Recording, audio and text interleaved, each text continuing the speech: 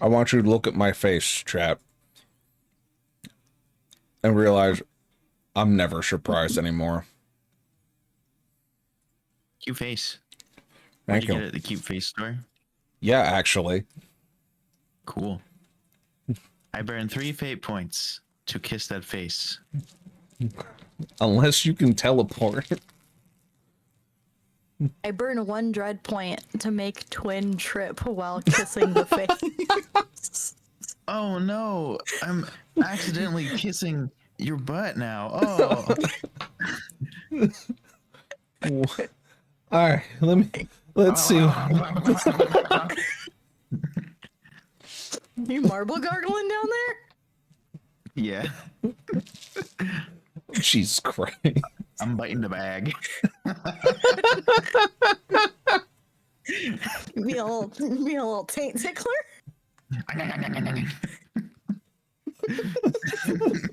We just started. Oh god, I gotta finish off my water first. Hi, Echo. Yes, if you come to watch the chaos unfold tonight. Echo! Dog tax. Dog tax?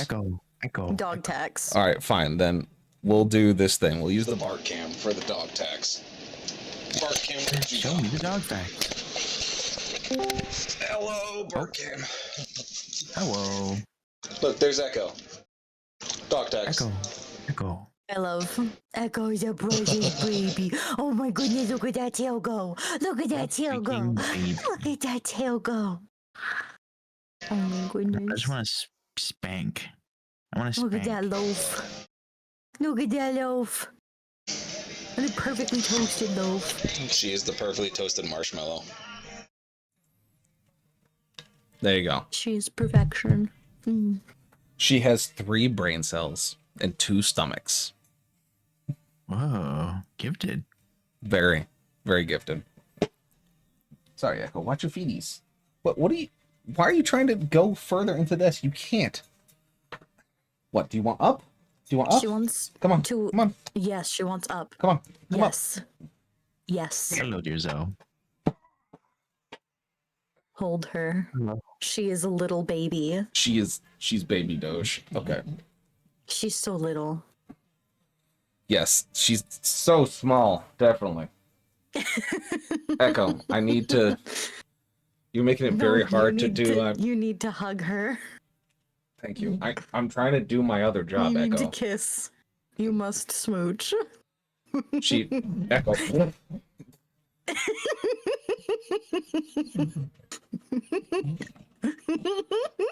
Thank you, Echo.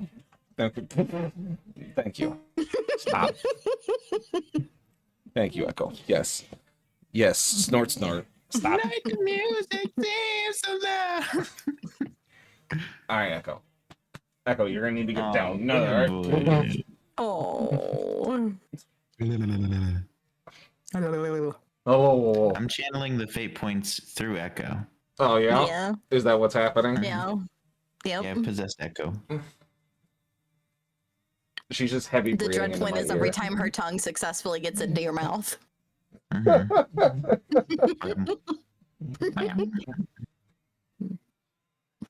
So good. Stop, going. Echo. All right, you need to get down. Oh God, no!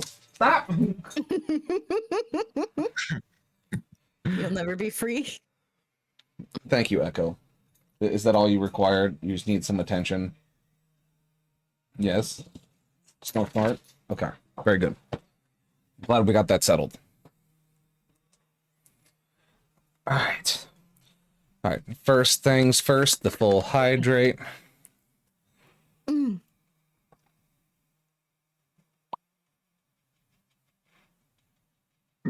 Excuse me.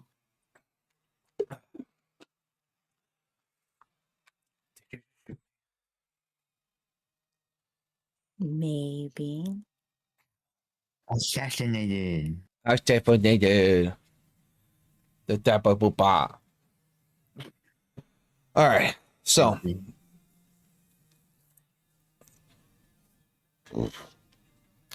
now that that whole intro is scuffed to hell,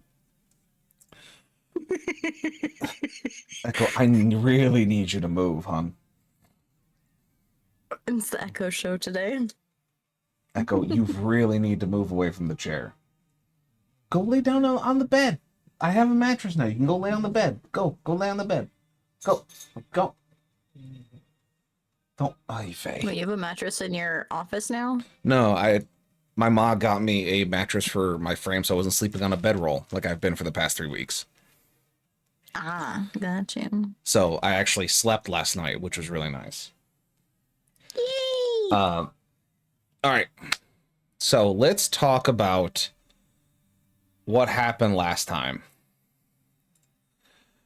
So what happened last time is that you all began to investigate why the town of New King's Landing was so strange. Yes, I want to get mood lighting going. It's gonna get dark. It's okay though. Shit, Grim's gonna light the candles, chat. I'm lighting the fucking candles. I have a cat on my lap. Yeah, Yeah, it's a big furry pussy. proud of you. She's kind of a bitch, though.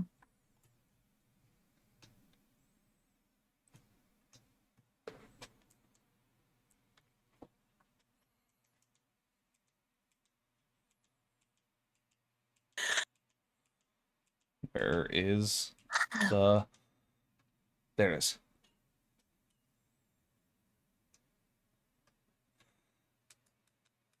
Hey, how these buttons are backwards. No, not my rankles. Twin bear. Buns. My rankles. No, not my rankles. My brand. Your uncles have been blonkled.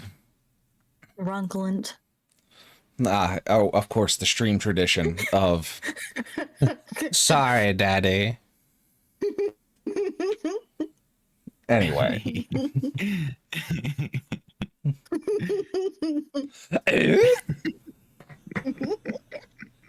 So, where we found ourselves last time was that our dear heroes were investigating why the town of New King's Landing was so fucking weird.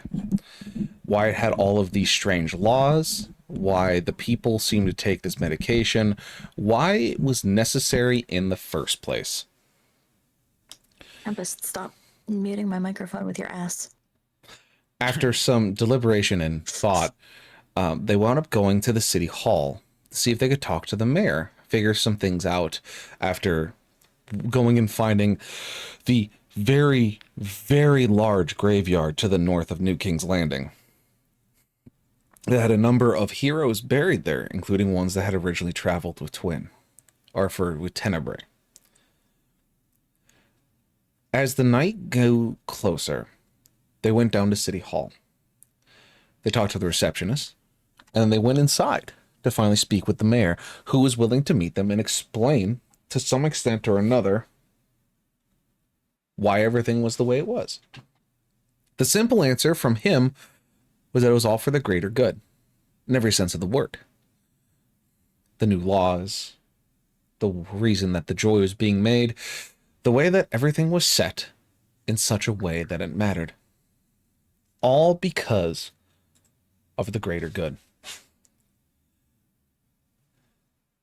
And so you asked him a number of other questions. You pondered into his thoughts. You tried to see if he was undead or otherwise. And then Ashlyn stepped forward, reached out to shake his hand, and cast protection from good and evil. Vaughn, of course, smelt something that reminded him of the cedar trees he grew up around. And Lindariel went and checked his joints and could see that behind the thick cushioned padding underneath his fancier clothing laid ball joints, much akin to one of a mannequin. As Ashlyn had casted that spell upon him, the mayor went limp, almost as if dead, falling against the desk. Tenebrae then stepped outside to go and see if he could follow a magic trace that laid inside the room. Seeing these strings reach up into the clouds and then due east.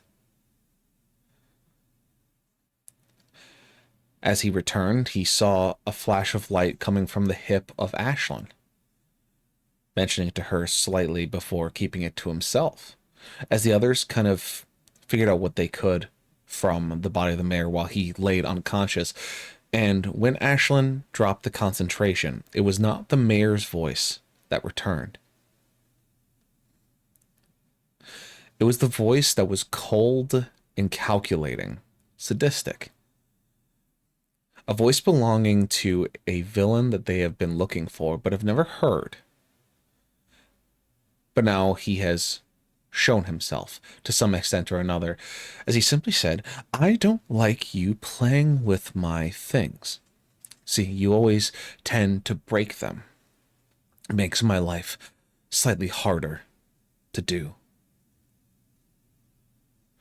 Now, I imagine that you saw the graves, you saw the signs, the sigils, the scrolls,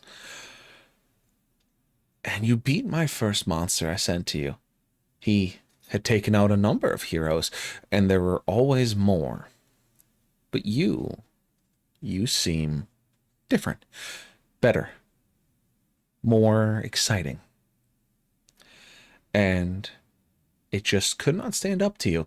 And so in turn, I've prepared another test. Now, of course, what we've done here with New King's Landing has been more of an experiment than anything.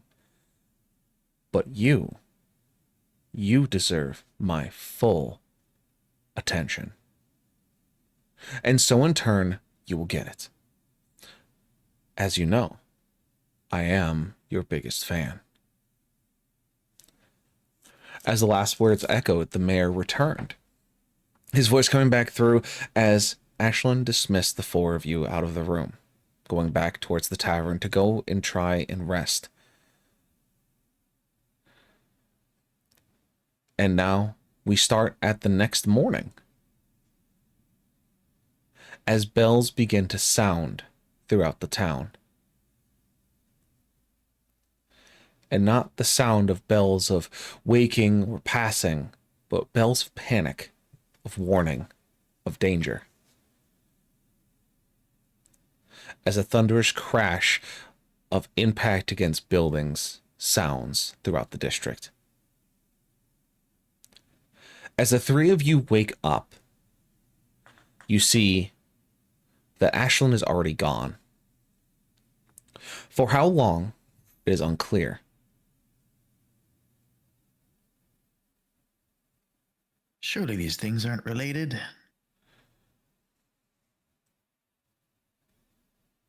Well, shit. Well, suppose we'll be skipping our joy this morning. Yeah, I don't think anyone's gonna be able to stop us if we're, running out to see what the fuck is going on.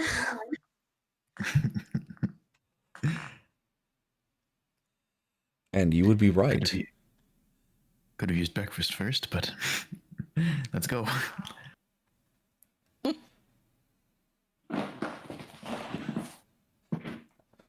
As the three of you go down the stairs, it would be correct to assume that no one would be there to give you a joy, as the bar is gone.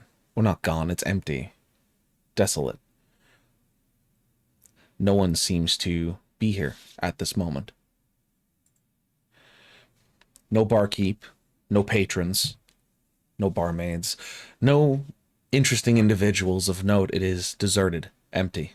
Glasses and packets of medicine left on counters and tables.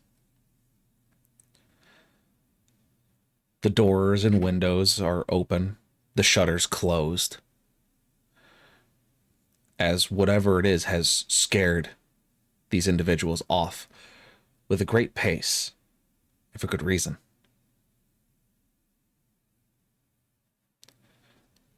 What do you do? Well, I sure don't like that. Where's my cat? Following you. Okay. I'm making sure that my armor is secure and my weapon is Gouda cheese to go. Mm-hmm. As you prepare yourselves, you make sure that all of your things are attaching together. Even if you may have left something behind, the room is but a simple step away. And you simply make sure that you have everything it is to bear, including making sure that your spells and such are prepared as necessary. Also, welcome in, Angel. Thank you for being here. And we're being raided. Dear God. We're being raided by Mama Toasty. Ooh. No way. Absolutely way. Oh, my chair's on my head cords. Your head cords? My head cords. Your head cords? My head cords. Welcome in, everyone. Squirrel titties. Absolutely. Hell yeah. We love to see them. Gamers. Now, if you do not know me, my name is Grim of Grimhour Productions. I am joined tonight with 3 people. Castel Rose, who is playing Lindario, my friend Zoe, who is playing Vaughn, and of course, the Green Dragon himself, Twinberry, playing Tenebrae. Our 4th member is disposed of in the moment, but they will be here shortly. They're taking a good rest, one that they require. I am a hybrid streamer, a variety gamer, a D&D master of 20 years, a published author, a chemist, a medic, a sous chef. I have done a lot. And I'm glad that you could be here tonight for our D&D episode. We are, of course, following a campaign of my design of 2 things that I've loved very much and mixed together, as currently something is amiss. I have 2 wieners you could slurp down, Mama. Hey, yo!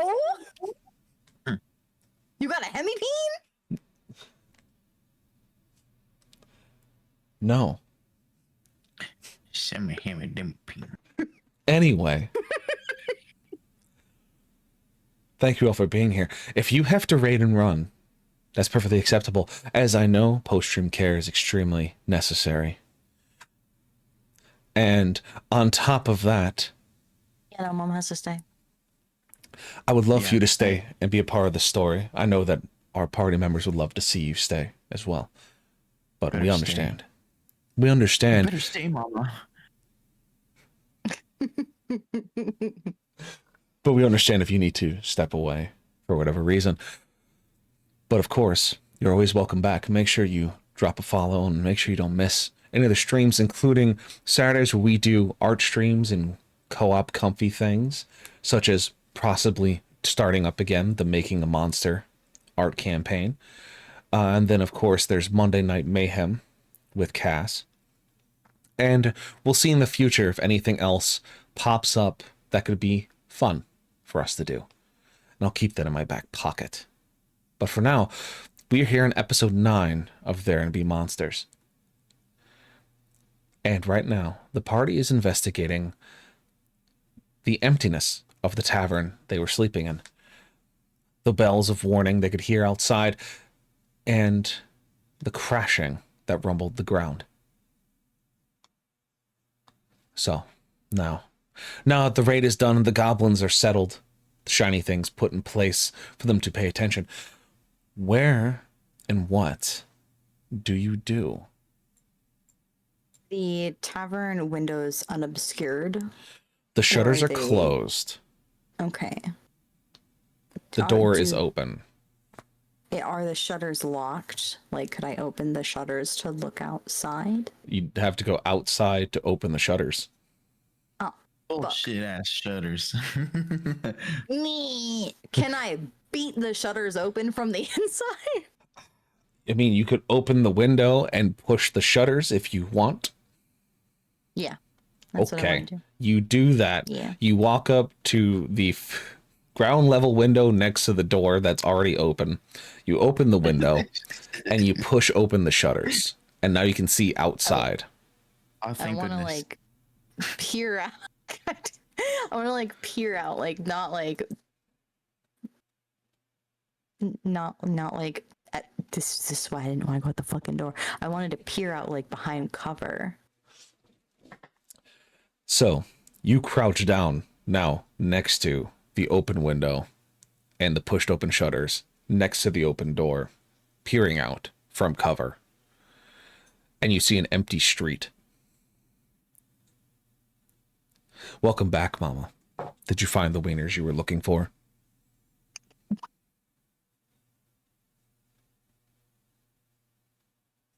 Do I see like anything in the sky? Like, is there any smoke or You see like, a large... birds? You see a number of startled birds, as well as a large dust cloud to the east side of New King's Landing. Well, that would be where the strings were taking us. Great, love it so much. Got no idea where Ashlyn is. Something's blown up. Well, if I know anything about Ashlyn, just follow the trouble, and we'll find her eventually. I don't like that thought, but all right. It's you know it's true though. Listen, I'm not disputing this. There's no dispute here. I'm just saying I don't like it.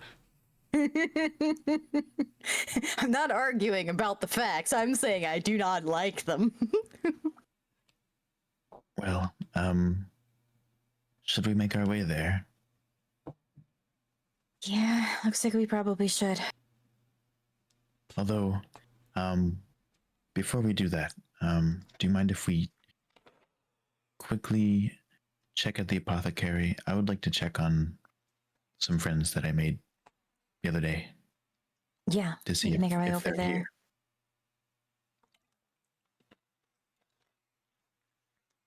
Yeah, we can go check on them and then see what's going on the east side. Okay.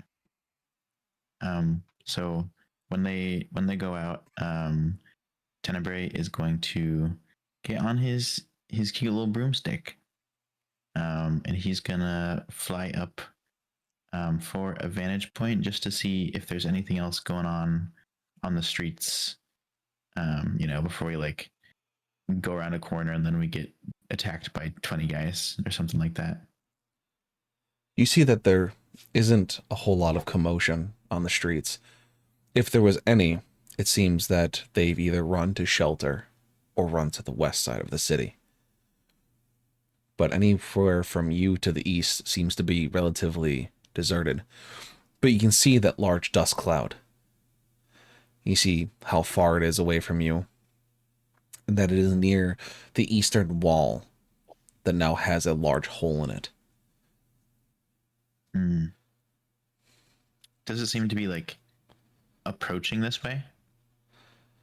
The dust cloud isn't moving towards you, so it is in one location, but you can hear the multitude sound of hard-hitting impacts against stone. So it feels like something's attacking from the east and everyone fled to the west for protection on that gate. That's what you would assume, yes. Okay. Cool. Okay. I'm gonna fly back down to Linda and Vaughn, and I'll get back on the ground and I'll say, I think the townspeople are hiding from whatever is happening on the eastern side. They all fled west. Let us make haste to the apothecary to check on what's going on over there and then get our asses to the east and see what we can find out about what's going on before it's too late. To the eye of the storm. Heather, Ashlyn would love this. Who's Heather? I don't know. He's delirious. Okay. Medicate him. He's breaking 16 walls. Oh no! He's having a fourth wall break and a fourth wall break. 16 walls. The DM. I take a picture of it. It's hot. It is. Okay. So we run to the apothecary. You see that the windows are boarded and the door is shut tight, but you can hear voices inside.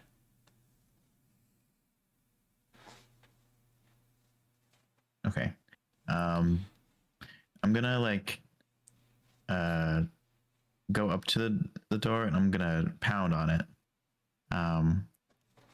And I'm going to use thaumaturgy to use booming voice so that my voice is a little bit louder to cut through any barriers there.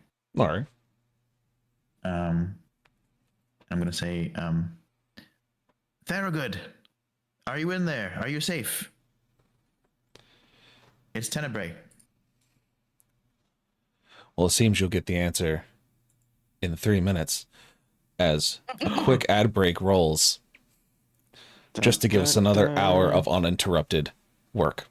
So we'll see all you here in 3 minutes. If you're not subbed, you can sit here and listen to us fucking carumph about stuff. Otherwise, we'll see you here in 3 minutes. Get water, stretch. I'm gonna go crump a drink. I'll be right back. Yeah.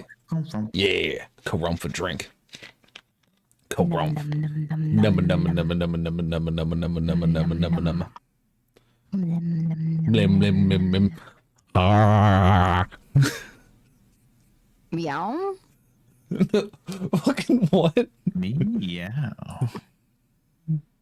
Hello, kitten. Hello, kitten. Welcome to the stream. Welcome to the cum zone. Welcome to my cum zone, princess. I hope you like being filled With my I can't. with my nut.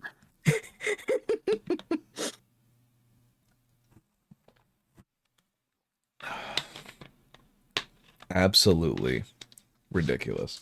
You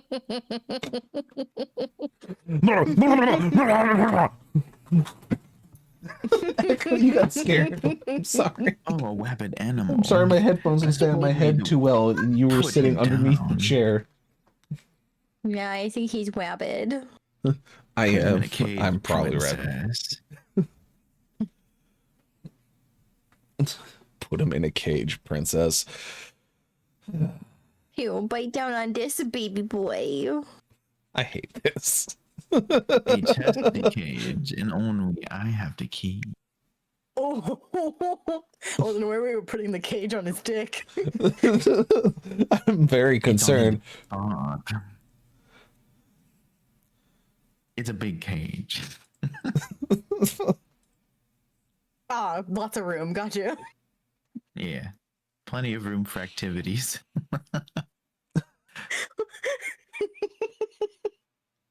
Activities like the helicopter. Understood.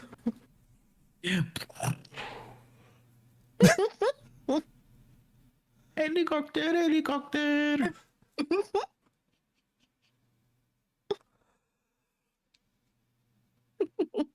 I have no words. I know I got them all together. I know I have all the brats, gremlins, and shenanigans all in one room. I know what I've done to myself. I'm off stream during the ad break. I am the goddamn king of the brats. I know what I've done. Know what I have done. I have the number one DILF cup. Did you say cock? That's what I heard too. Was Dilf cock, dilf cock, dilf cock, dilf cock, dilf cock. Freudian slip? Perhaps. I'm just gonna walk into the fucking woods. I'm just gonna go. I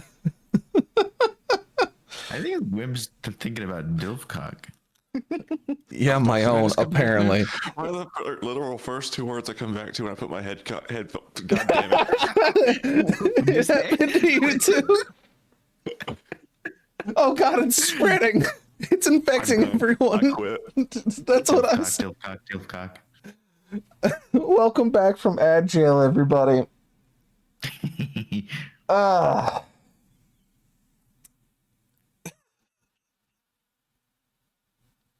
Enjoy your brain rot. Oh yeah, thanks. Thank you, twin. Thank you, twin. Anyway, No brain lift. It's just rot. It's just rotten. You This is costume, fuck. you did it. You you use thaumaturgy to yell through the door, to speak the Thorogood. After a few moments, you hear small feet approach. Multiple latches undo from the door as it opens small, and you see Thorogood's face through the slit. He goes, Tenebrae, why are you outside? Do you what? The bells, the sounds. What are you doing? Well, first he says, "Well," and then he realizes. Yeah, continue.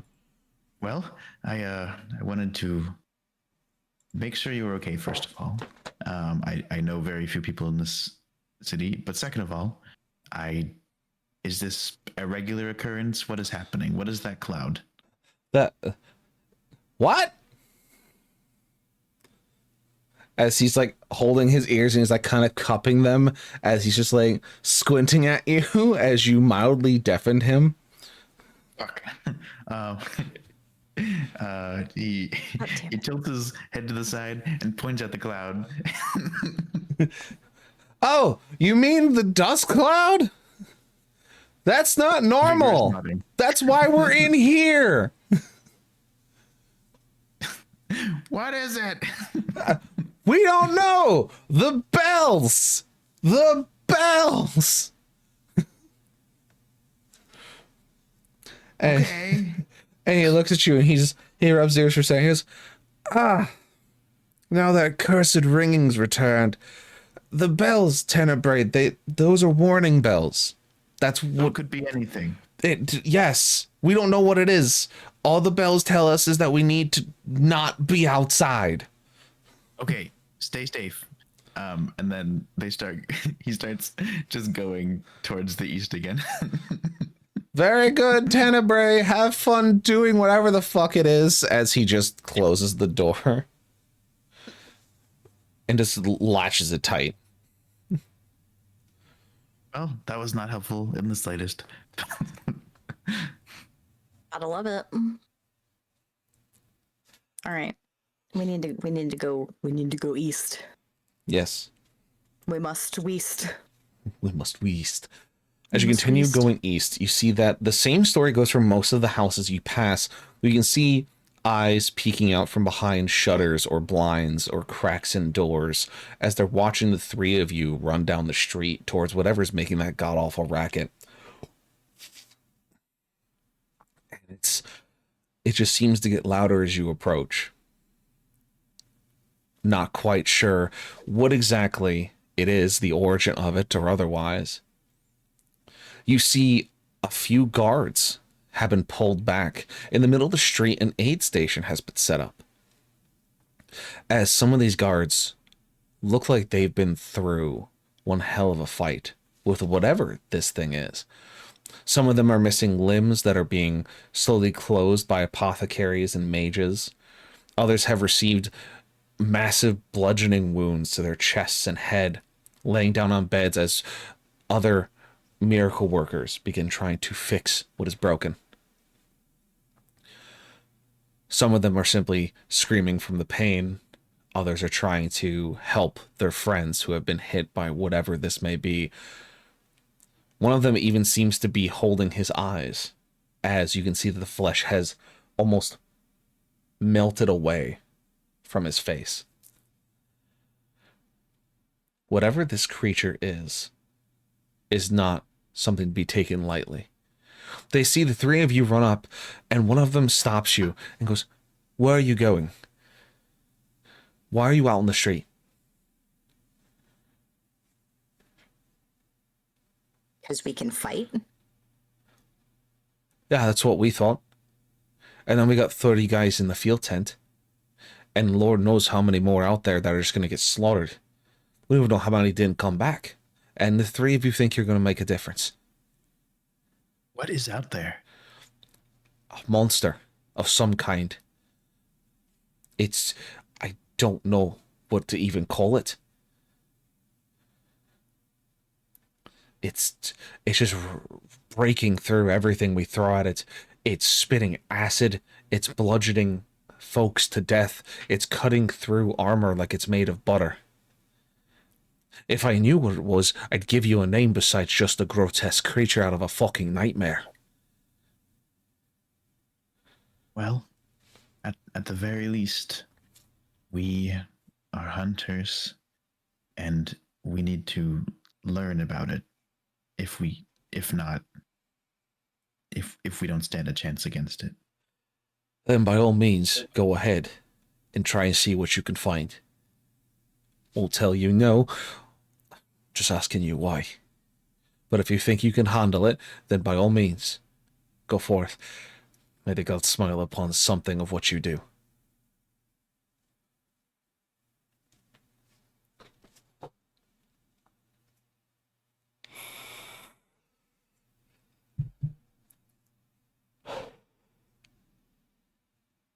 As they start walking away, he looks to the other two and says, This does seem like it might be a little beyond our pay grade. We still don't know where Ashlyn is. Right. And without Ashlyn, I feel that we would stand even less of a chance. But we need to at least know what this is. Right. Before they get too far away, Tenebrae, he goes back to the person they were speaking to. And he says, by the way, have you seen a rather a vulgar wench who Vulgar woman, tall, tan hair, not tan skin, dark hair, light eyes. Guys, Has a lot of weapons. well endowed, probably flirting with everyone, drunk probably, If not flirting, then threatening. or both at the same time, which is confusing. Yeah. I think it's hot, but still. besides unpacking that baggage that small elf said, yeah, I did see a very angry woman run past here. She stopped for a moment, helped out who she could, and then pushed on past. We were having problems with some other smaller problems in the terms of creatures pushing through and threatening some of the civilians. And as we followed her back into the fray with what men we had, it seemed that she had already dealt with most of them. But after that, we secured what civilians we could, got them to evacuation, and that's when we came face to face with the creature. And then we ran back here with our wounded and our tails between our legs. So if you're looking for her, she's probably in the heart of all this. And our mission hasn't changed then. She was carrying a shovel that seemed dirty. Is that normal for her? If I'm being honest, I don't know what is normal for her. Yes. Yeah.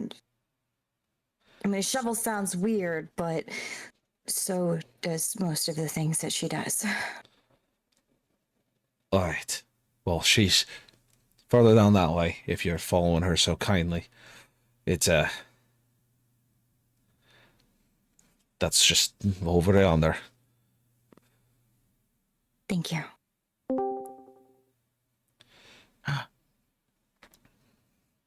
Speak of the devil.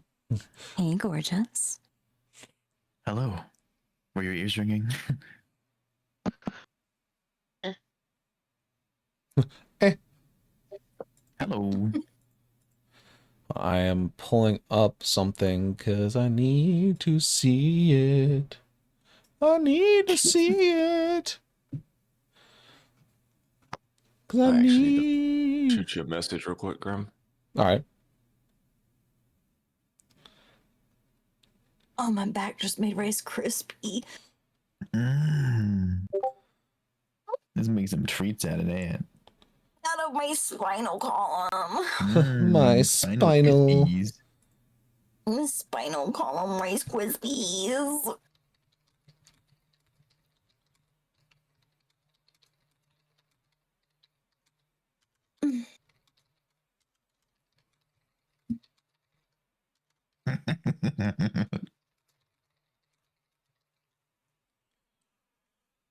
So how was your rest, Heather?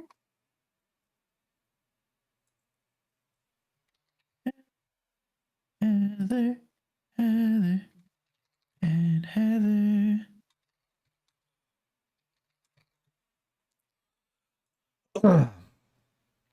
So, you guys see the guard quickly step away, stepping behind a tent flap as you all begin pushing in the direction that he pointed out to you. You hear some other guards get up and begin talking as they begin moving out, but you don't really pay attention to what direction they go as you just keep on going forward. At the end of the day, you seem to just be following a trail of bodies.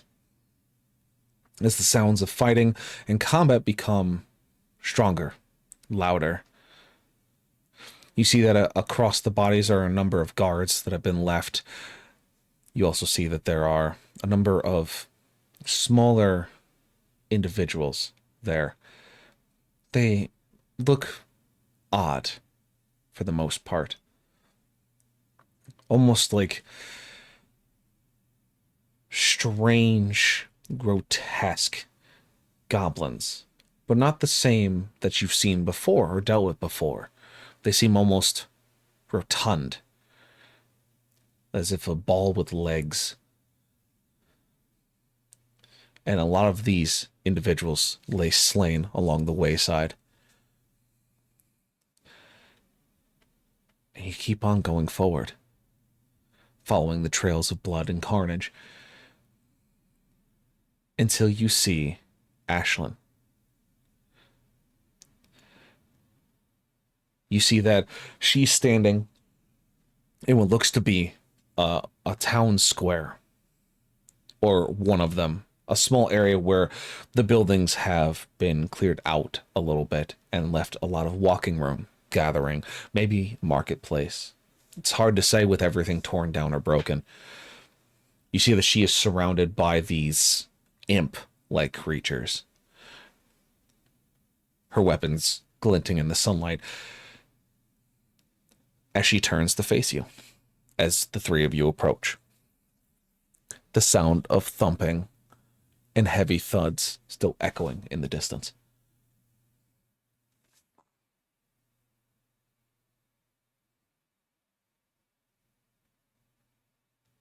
Ashlyn? Finally caught up. Did you not think to wake us before running out on your own? Well, actually, I went downstairs to get a drink, and then one thing just kind of led to another, and I'll give you the details in a bit. We have a business to attend to. She'd kind of give a little bit of a slightly off-kilter grin and glance back at the things surrounding her. I heard something about a shovel. Don't let me forget about that. Was that in context or out of context? I mean, out of character. No. Whichever. Which, whatever it was. No, that was in character. Just making sure.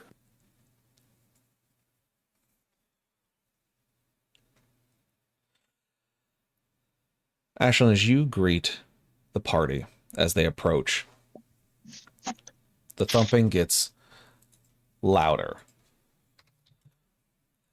As Linda, or Lindario, Vaughn, and Tenebrae, you see a large shape step through the dust cloud behind Ashlyn.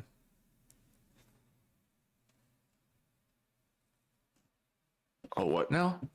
A large That looks like shape. lots of fun. For some reason, I heard large vape and I was very confused. I also heard large vape. No, not large vape. Large shape. Imagine the shape. clouds. Damn. Shush. I wasn't imagining a cloud. I was imagining just a giant vape stick off in the distance. Yeah, but like imagine the cotton coming from that. Fair enough. Dear Lord. No one can save you. I never asked to be saved. Damn. What's this thing? What's this thing, So you much may ask? cobble. It's so much cobbly cobble. It's so It's the cobble. thing he's doing in the owlbear that I Very need to be looking at cobble. over there instead. It's so cobbly. Wow. Okay. Wow. Cobble. Look at all the cobble. Oh my goodness. Probably painting it red very shortly. Look at all the cobble. It's so cobbly. It's all So cobbly in the Cobble Club. cobbly. Cobbly wobbly. Oh my goodness. Cobble Cobble Club.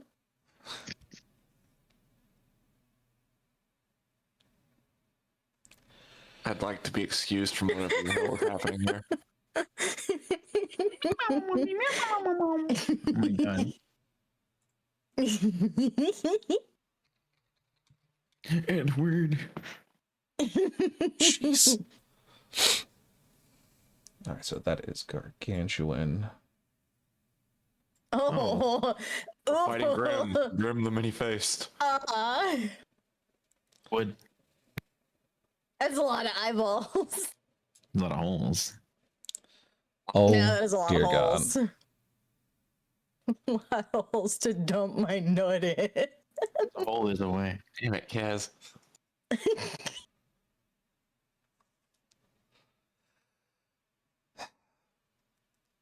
Anyway, you see this shape.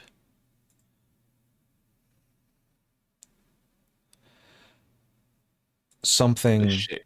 constructed stepping out from this dust cloud. It is this large creature, massive in stature and size, that seems to have been stitched together. You see that it is made from what looks to be the more traditional goblinoids you know. But they are, instead of existing individually, they seem to have been used as adhesive to put others together. So you see heads misplaced, mouths and eyes and skin that doesn't belong stretch in different places. There's multiple limbs that all seem to grow. Besides its two manes out of its shoulder, it seems to have a number of smaller limbs across its torso. It holds two large steel beams in either of its large hands. As it just looks down at you, breathing heavily from all these different mouths, as this just dark steam and fog seems to hiss out from between its teeth. It says nothing. Its eyes focused to a pinpoint on you.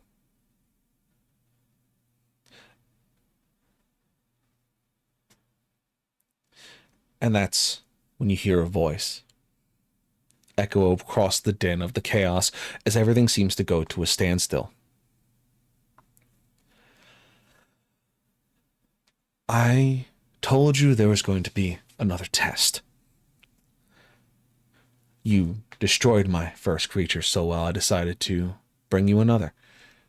Bring you one that I have been hoping to test on some heroes worthy of my attention. Now, I hope this is a challenge enough for you. I hope that this brings you some kind of joy to fight this, because there will be so much more to go once you're done. And if you do die, there's ways to fix it. Or you could simply become my next test for the other heroes that come through here. So, let's see if you truly are different.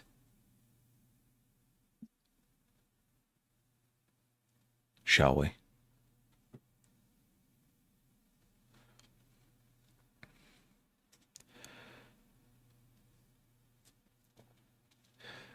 And now begins combat. Roll initiative. Oh man, a 9. 12.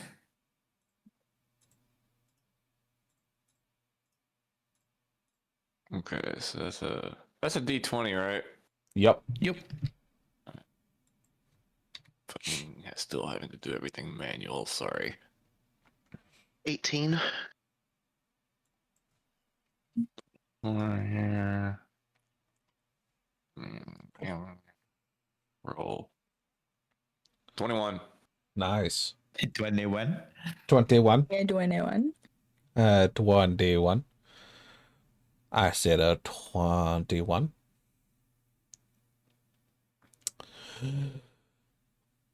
All right, so that gets a that. And then a hiya. Huh. Neat. Vaughn, I need you to roll again. Okay. I'm not okay with this, but I'll go ahead and do it since you said to. Oh, wow. 17. All right, you will go first between you and the amalgam. Oh, okay. You Yay. good. So, starting us off is Mr. Vaughn.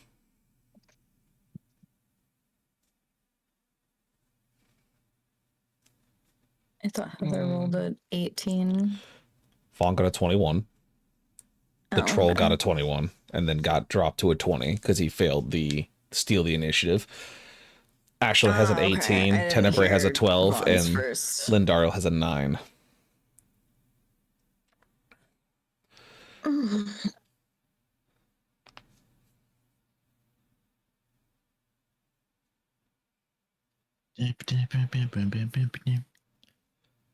What would you like to do, Mr. Vaughn? I'm looking. Cry. Right. An actual feasible option because this sucks right now.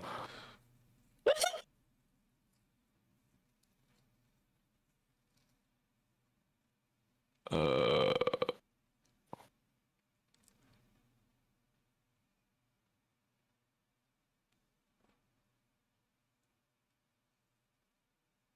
how many times can I do this? Why does this look so different from the other version of the character sheet? It's so fucking hard to find anything. I'm unmuted. Shit, sorry, bitching out loud. No, I like it. Keep going.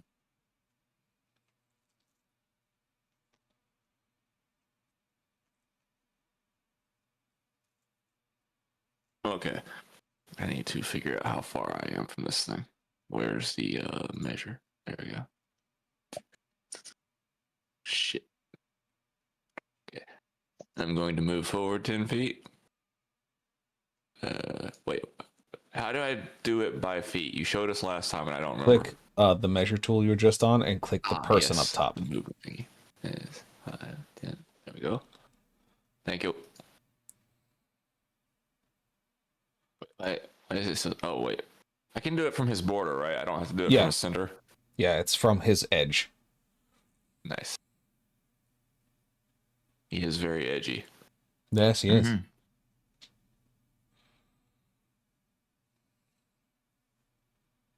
Okay, so I'm going to use my bonus action Mhm. and apply Blood Curse of the Marked to him. Okay. Cool. So until the end of my turn, I get to do an extra 1d4 damage to him. Nice. What? What? Oh, fuck you, game. What? Nothing. I done it. I fucking goofed. Moving forward. Okay.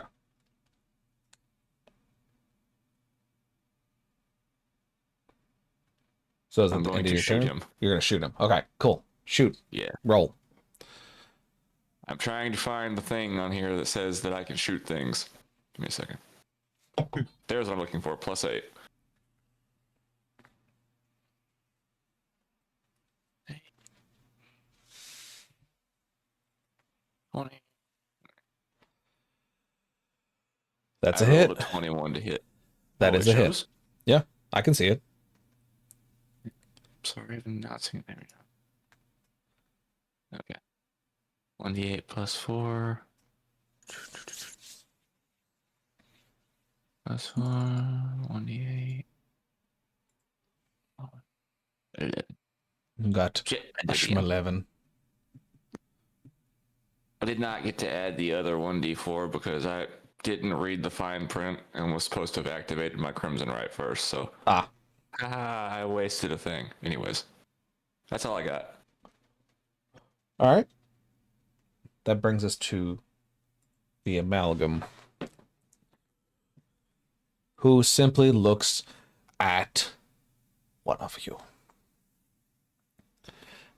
As you see him reach over to one of his smaller limbs, pull it off his body, and then throw it at you. Oh, I hate that. And so we're going to quickly choose who it hits. Bum, bum, bum, bum. First thing that popped into my head from that was this old PlayStation game called Medieval. That was a good game. I think DZ was playing that game. Yay. All right, so Vaughn, it throws the limb at you. I mean, that's fair. You can try and give me a dex save to get out of the way of the flung arm. Okay. Look out, he's throwing hands! Literally. 1 + 6.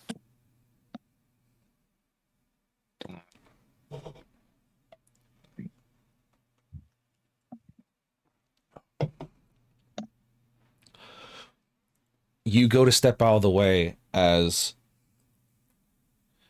you don't seem to get out of the way quite fast enough as its giant hand wraps around your chest and pins you to the ground, and you are now considered grappled. It threw a grab at me. I don't know how I feel about that, but it's not great. And, of course, because now you have tiny troll arm. Uh-oh.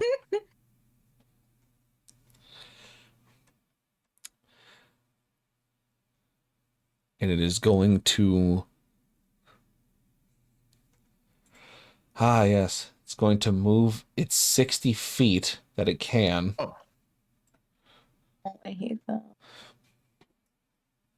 I'm gonna What's the stab size it. of this creature?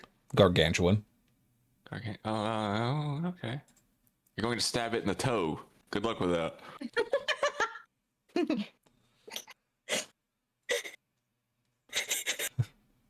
Thank you, Mar. It just reminded me of the fucking gnomes in Repo. Yeah. Okay. If anyone has Before it gets to reactions, do now's the time. anything- If anyone has reactions, now's the time. Yeah. I have an attack of opportunity on it. It's gonna be a big fat tenor from me. All right. Get your opportunity of attacks. Attack of opportunity. Do your gnome shanking. I getting my dice. Give me a second. No worries. You cannot possibly take longer than I have been. 25. You did land a hit. You landed a hit. Okay. It has been And hat. using my advanced dual wielding feat, I will be striking with my longsword, whipping around, and using the two-handed damage since I can do that now. Yes.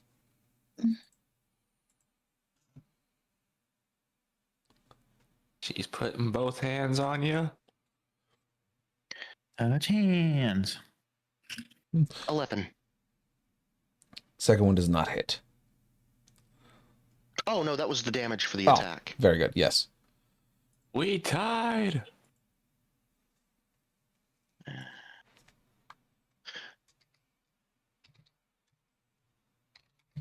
Uh, 19 for the second attack.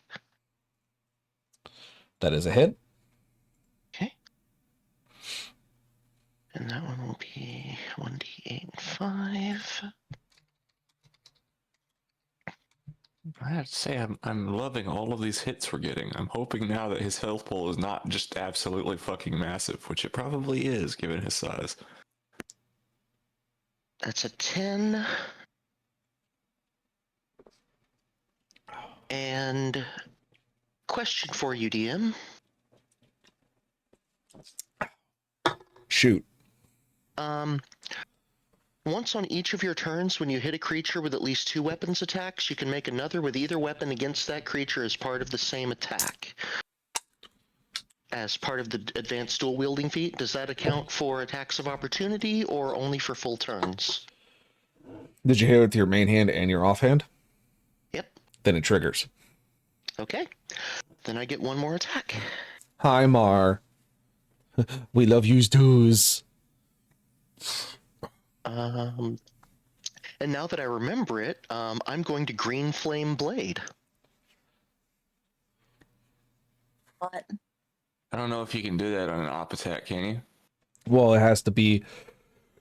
So this is going to essentially be a free action. So have you burned your bonus action yet? Mm, Because I believe Green Flame Blade is a bonus action activation. let me...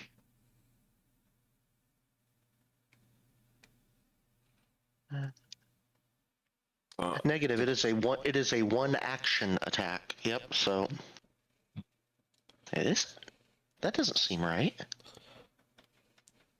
Well, I don't think it's a. I think you turn it on and can attack with it for one action, and then it's on afterwards. Ah, okay. Well, in that case, I'll just attack. Okay. Whip around with my long sword and strike again. That is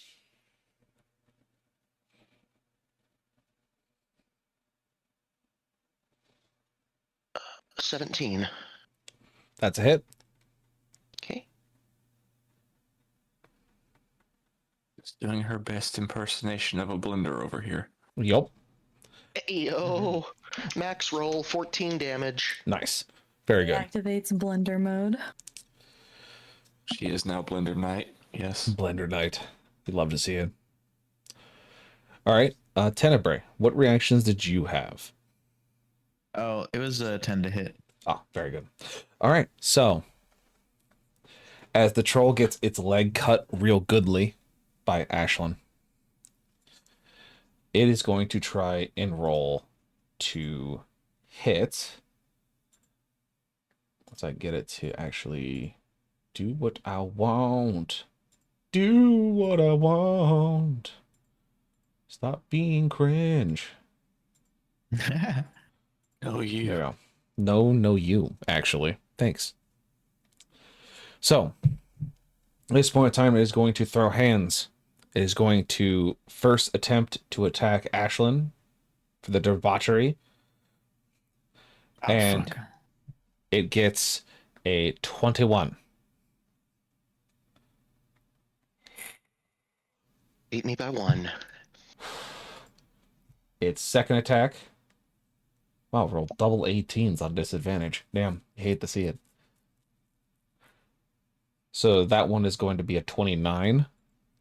That hits. And the last attack is going to be at Tenebrae, which will be a 16. That'll hit. All right. So it starts throwing hands in every which way and direction.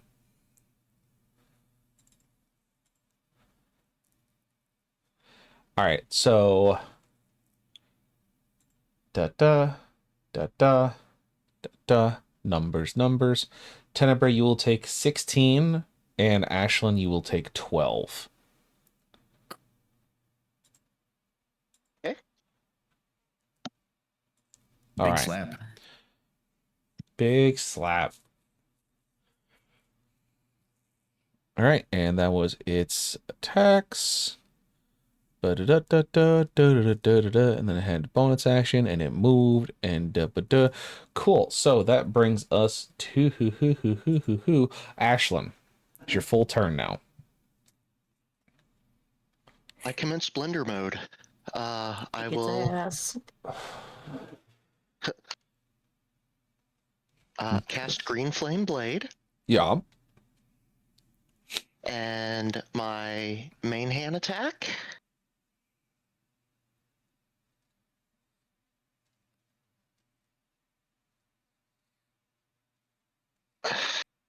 Nat 20. I'm going to burn a Nice. dread and make you roll at a disadvantage. Do we still get our fate point if you do that? No, Fuck you. All I'm right. the worst. Dreadful, isn't it?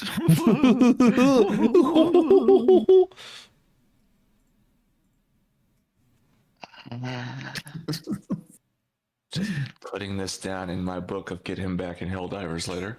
What the fuck you 18. mean? 18's a hit. Okay. So that strike will be...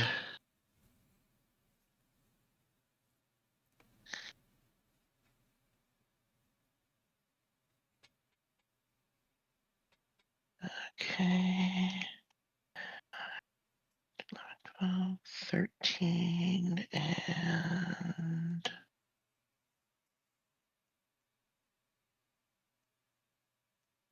Uh, 18 damage. All right. Any specific element to it? Uh, Fire, Fire. slashing, piercing. it's slashing and fire, so... Okay. And since I am using Green Flame Blade, I am within...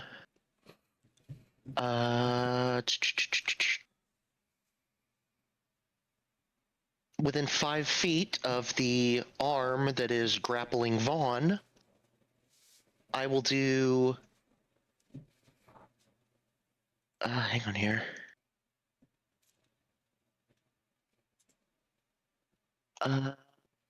It will take 5 fire damage as well. Very good. For my offhand attack...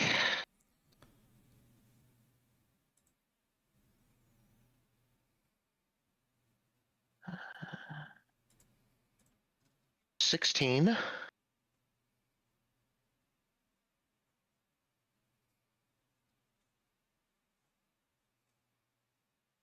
Does that hit?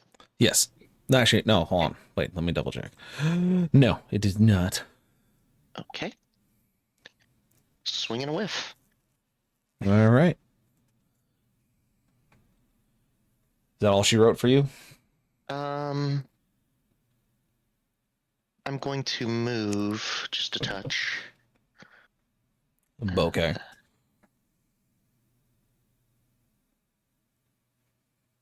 Uncluster us just a touch, and there we go. Okay.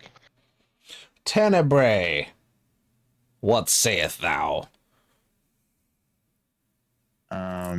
I am going to take the disengage action. And fly the fuck out of range. Where will you be flying the fuck to? Let's see. Well, how tall is this guy? I would say easily 30 feet high. Okay. Damn, I'm I gonna really want to fly push that. directly up 50 feet. Okay. But before I get too far, I'm going to use my bonus action to throw a little spiritual weapon on the opposite side of like our party and the guy, so that he's flanking. All right. Like wait, oh, that's blue. Very hard to see. How the fuck do you like fill this thing? I gave you a little Yes. sword token. Oh, cool. That looks great. It's like a replica of his pike. It's very spooky looking and cool. And then that thing will do a stab as well. Very good. Roll the stab.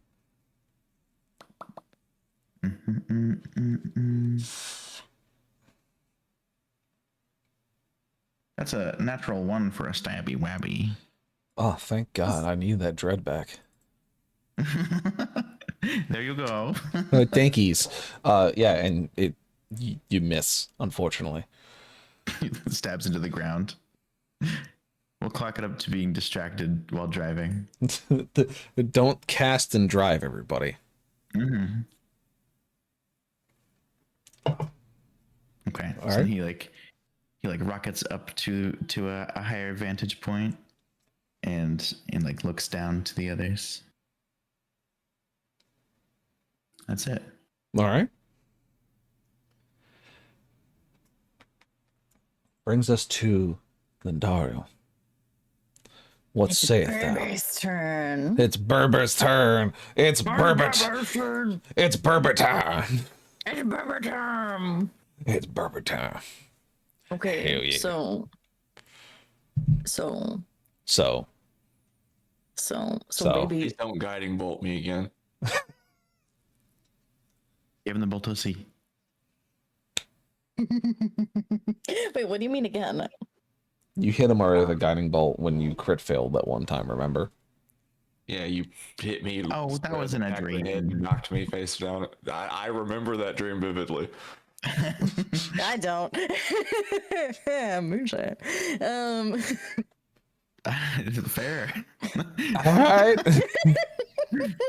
Oh, yeah. Just the instantaneous savagery. Instantaneous.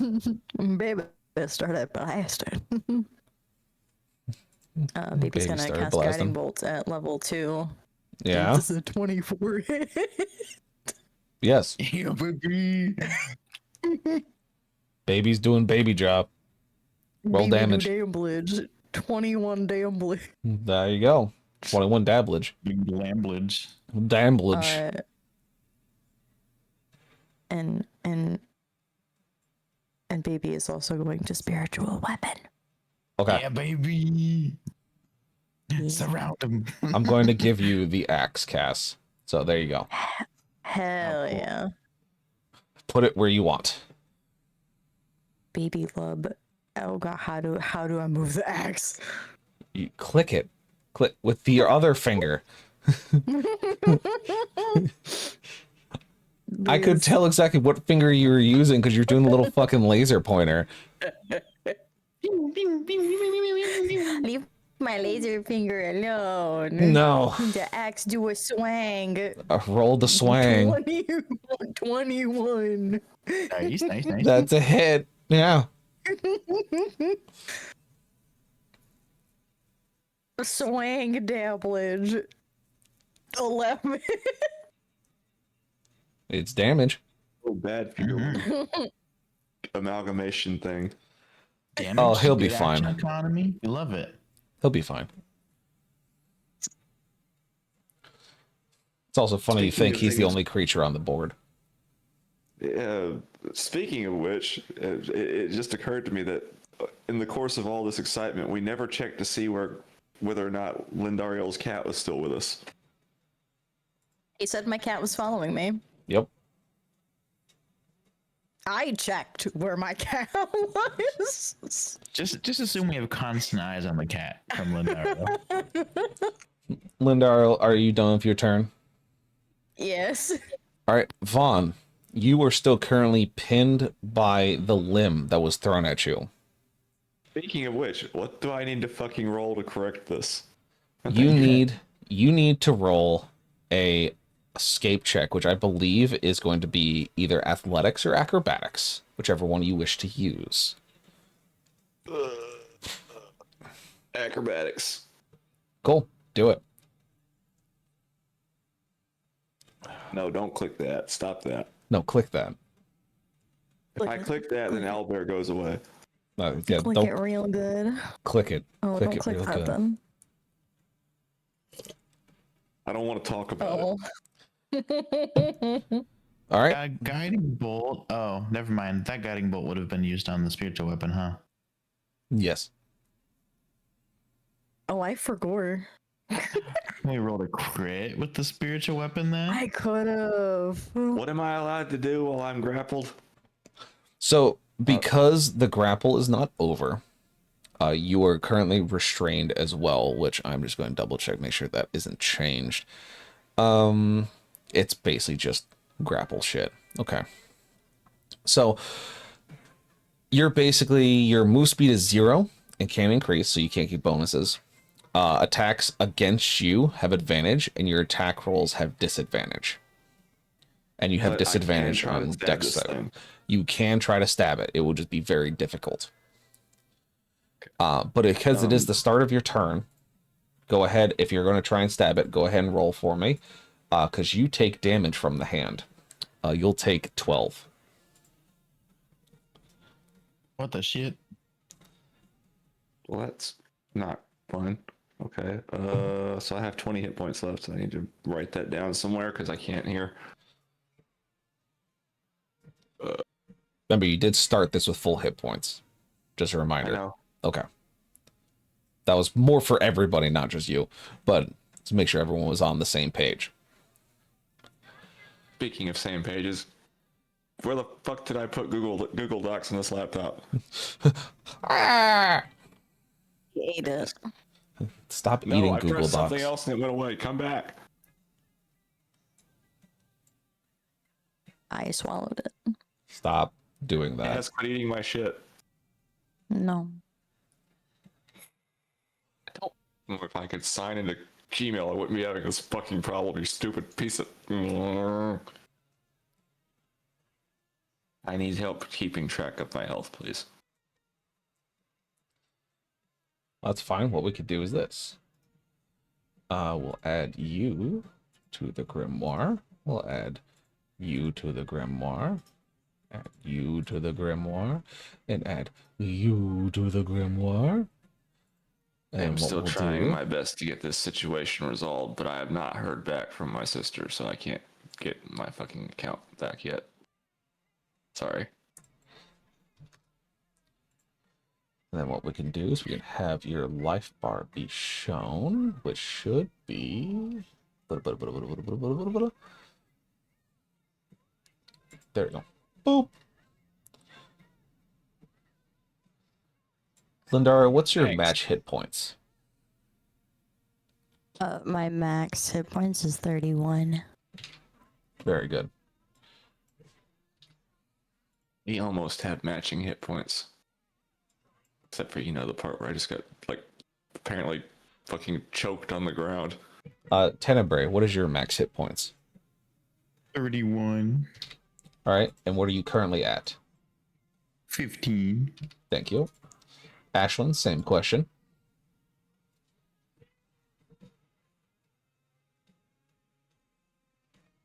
Heather. I was checking. Okay. 44 and 32. Thank you.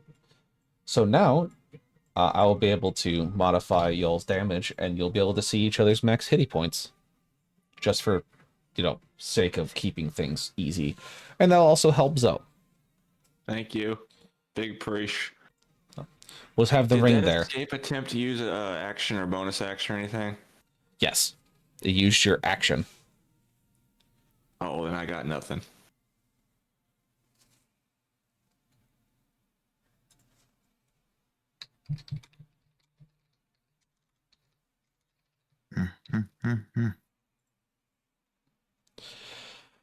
All right.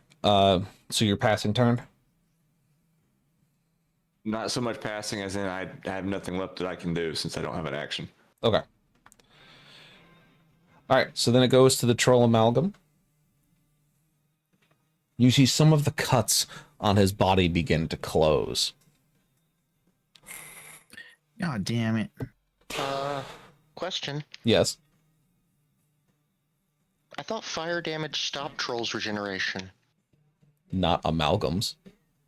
Oh, fair enough. Troll amalgams are a different breed where they still regenerate even after being exposed to fire or acid damage. Just not as much, mind you, but still.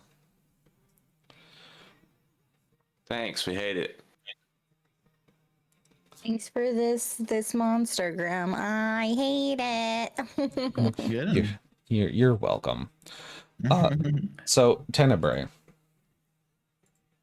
Wait, did Lindariel's token always say dumb baby on it? That's good. So Tenebrae, as you're flying above, the troll looks up, reaches over, and pulls off another limb, leans back, and hucks it at you. Come at me. Hits you with a 30. You said Jesus. 30? 30. It rolled a 30 to hit you. Oh. And so They said 30. it hits you square in the chest, grabs you, and you fall as you are now on the ground. Okay. It is going to then pounce. It's going to roll 1 pounce. And that is a dirty 20 against Ashlyn.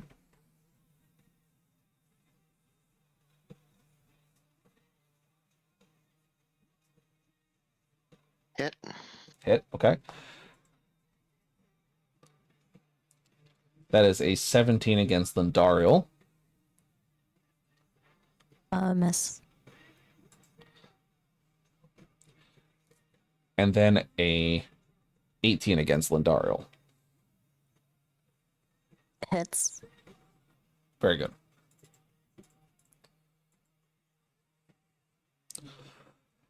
Both of you will take 14 damage.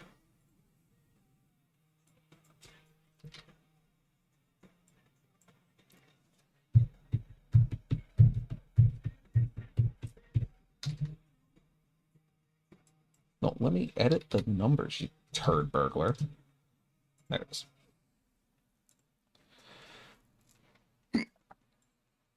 All right, and that is the amalgam.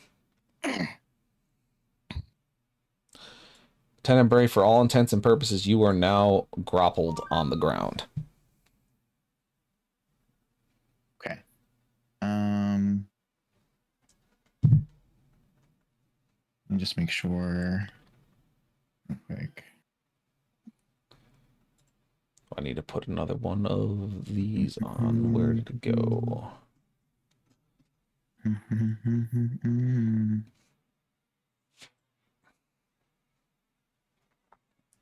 Arm markers.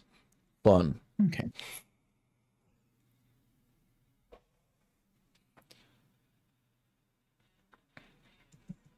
All right. So it is going to be Ashlyn's turn. But what we'll do is we're going to take, ads are going to be rolling in about a minute 30. So what we're going to do is we're going to roll them early. Grab water, a stretch, snackies, strategize. And we'll be back in 3 minutes. Dun, dun, dun, dun, dun.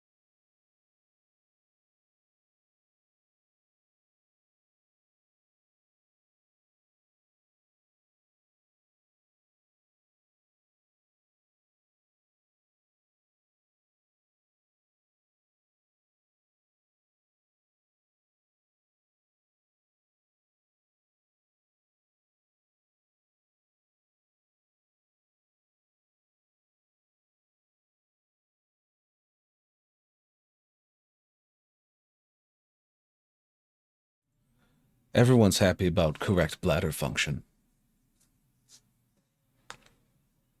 Yeah. Now we're back in the fight, where Ashlyn, you stand tall against this enemy that has brought ruin to you.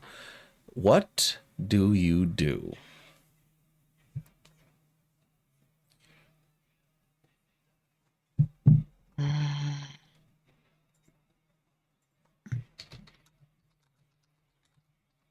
I'm gonna move back down here.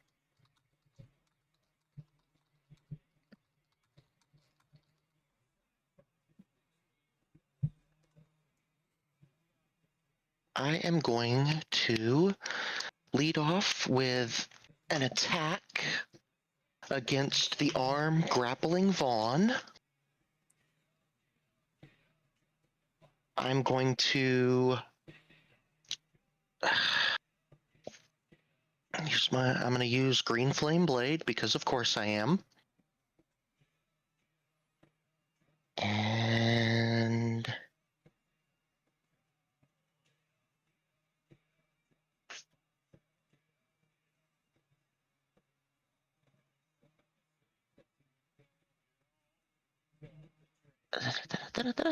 da, 15.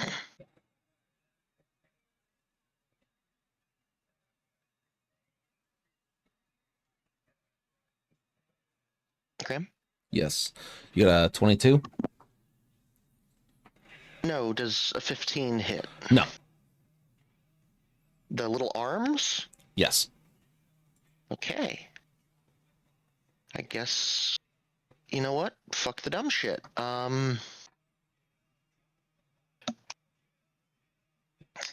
Ashton swings and misses, and then she's just gonna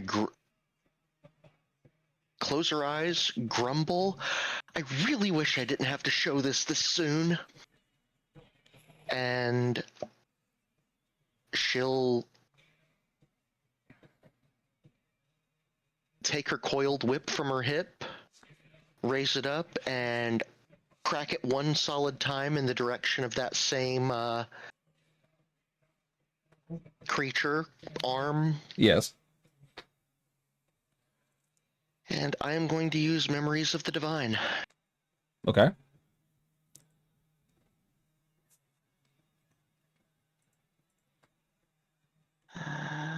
Okay.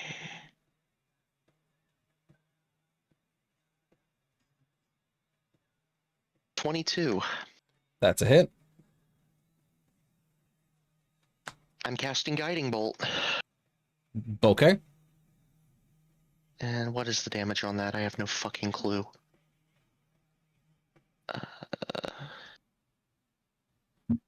Kit Kat, what's the damage on Guiding Bolt? What's the spell level? Yeah, what level? First level. At base 46. Okay,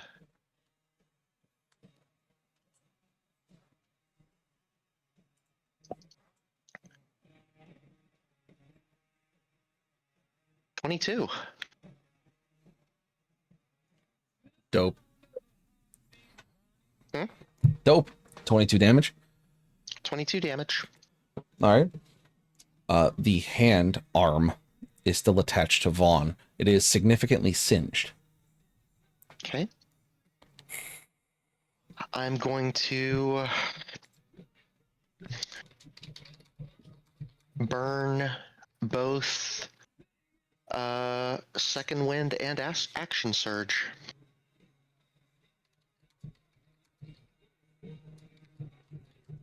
All right. Aren't those both bonus actions? Second Wind is a bonus action. Action Surge just straight up lets me right. take an additional action Yeah. on my turn.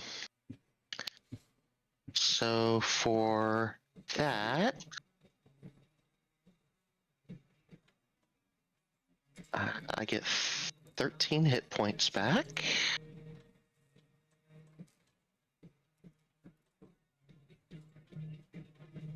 And I am once again going to Green Flame Blade at that arm. Roll them And dice. I am going to burn a fate point because I want to make this thing go away. All right. I don't appreciate how much health these arm thingies appear to have. No shit. First roll is 22. Also, really not feeling the amalgamation massage course. Like for this to be over with, please. I'm assuming that lets me roll with advantage, or can I declare emphasis for extra damage? If you declare emphasis, that'd be another fate point for you to roll the 20s. Otherwise, if you use one, it's for advantage. Okay. Alright, yeah.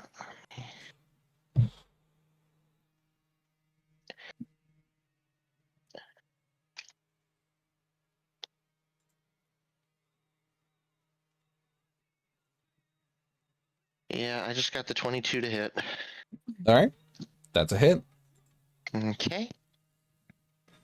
I'm gonna roll my d10 for damage. As I look back at chat to see that Grim is giving all of Kaz's cables away. I have more It's than okay, they're that. going to Mama. It's 12 and... Ayo, an 8. So that is 20 damage. Yarpin. And I am within 5 feet of the other arm, the one on Tenebrae, and it will take 8 fire damage as well. All right, cool.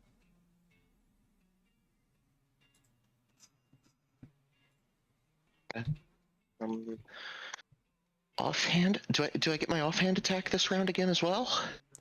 You get your offhand attack for every attack you do, I believe. Okay. Because you have the Well then, feeties, gotcha. not the ones on your leg. Is the arm on Vaughn? What state's it in? Singed, but still gripping tightly. Okay, then I'm going to use my offhand attack and attack that one. Cool beans. That is...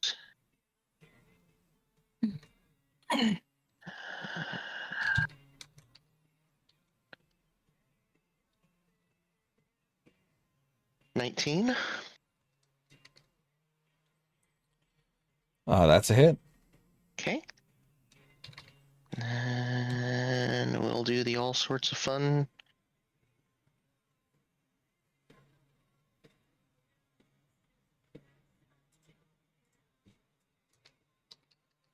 Okay, there's that, and...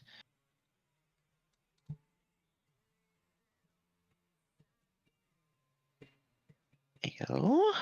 So that's... 10... 14... 15... 16... 21 damage. It's 14 from the sword and 7 from Green Flame Blade. Right. And I will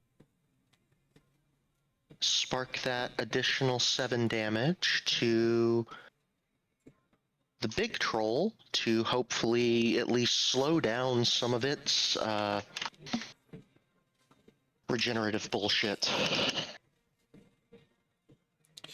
All right. The arm that was on Vaughn loosens its grip and falls away. Sweet.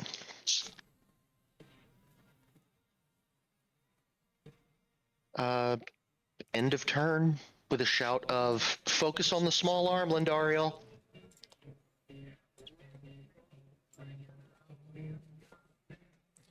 All right. Goes to Tenebrae, who is currently being squozed. Tenebrae, you get squozed for 8 damage. I got 8 damage. Yeah, you got squozed for 8 damage. Okay. All Are right, these what was your guys question? undead? No, they are not. Okay. Um.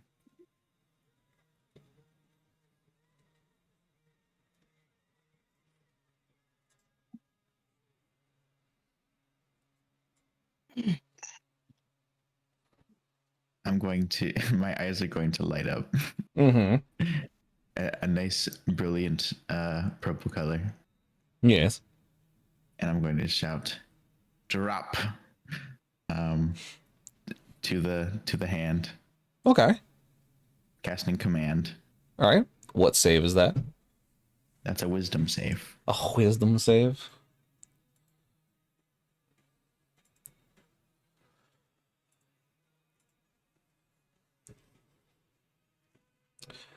I'll say that you do it, and you are no longer grappled as the hand releases you, and is now in front of you.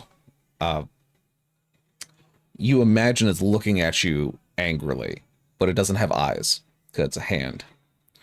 So you just imagine it's angry with you. I guess the best way to put it.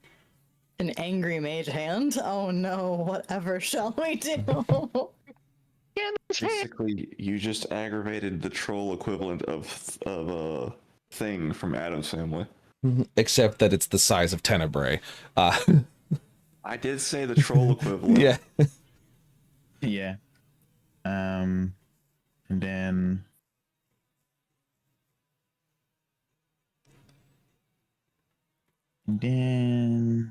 And then. and then. Oh my god! You'll never guess what happens after that.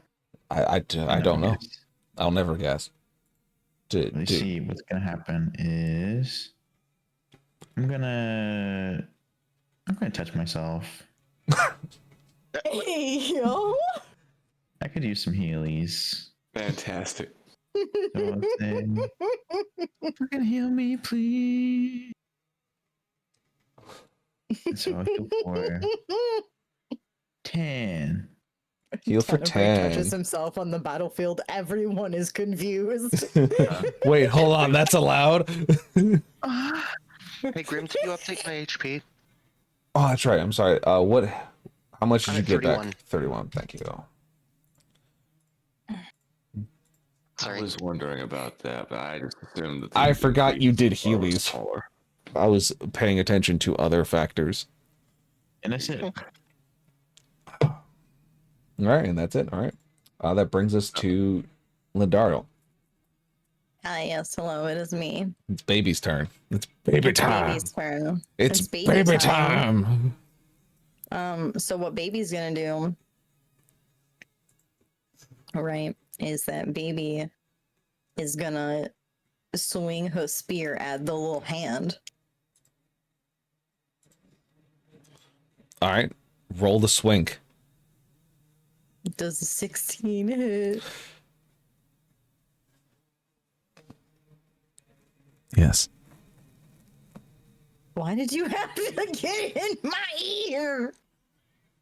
Because it's funny.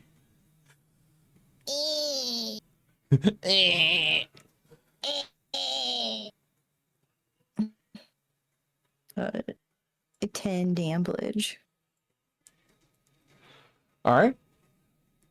And then for my bonus attack,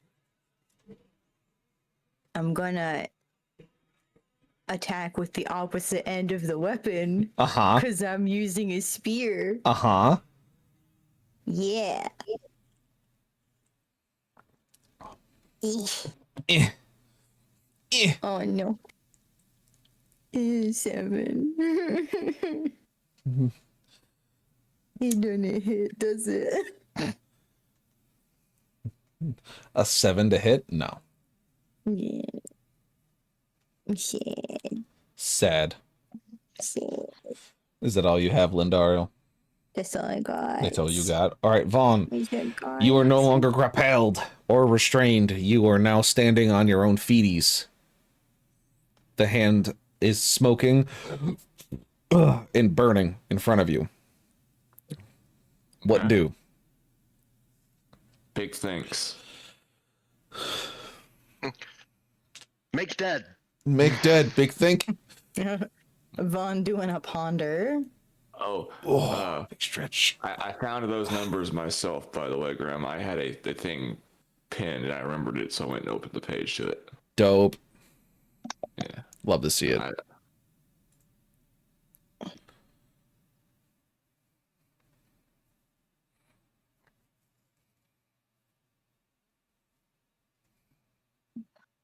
Fuck it. I think I'm going to do the thing, Graham. Do the thing.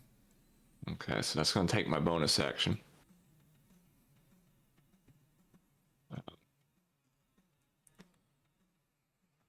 So yeah, I'm going to use my hybrid transformation. Cool. Excuse me? So that's going to be going forward for an hour is 10 turns, right? Oh no, an hour is a lot of turns. Each turn is essentially 6 seconds. So a minute is 10 turns. You have 100 turns of essentially being this. For the next 100 turns of my AC is going to be 17 instead of 16 for your attack calculations. Mm-hmm. And +1 bonus to melee damage rolls. And now I get to do fun unarmed things. And everybody else gets to see me turn halfway into a werewolf. No questions. No wonder he was acting like a dog.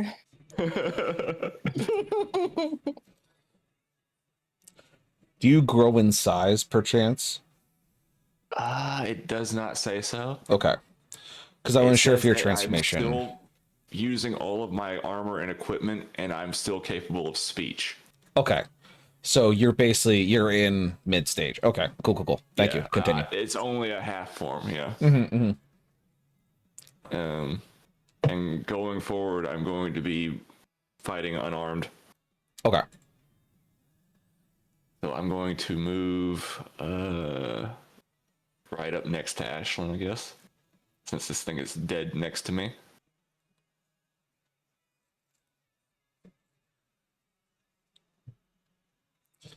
Else, it may be 600 turns, but at that point, does it really matter if it's more than a minute?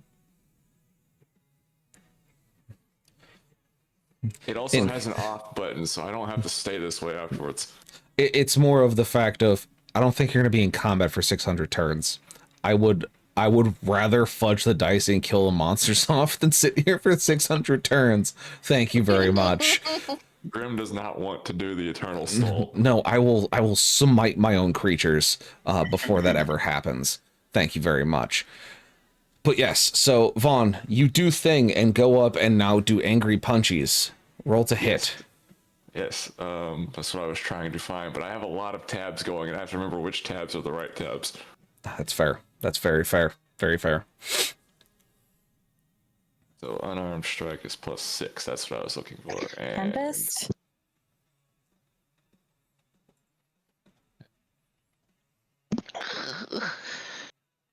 okay, but I don't have the bonus action, so I'm just doing the one punch. Okay. One punch. One punch man. 6. I am one punch dog man. One punch dog. 22. That's a hit. I didn't have to announce that. I mean, you can announce it if you want. It's good habit. It is definitely a habit. Yes. It is. I don't know if it matters, but I'm choosing to do this as slashing instead of bludgeoning damage. Cool. 1d6. Okay, and then I get to add +1 because of the bonus thingy. D6 +1.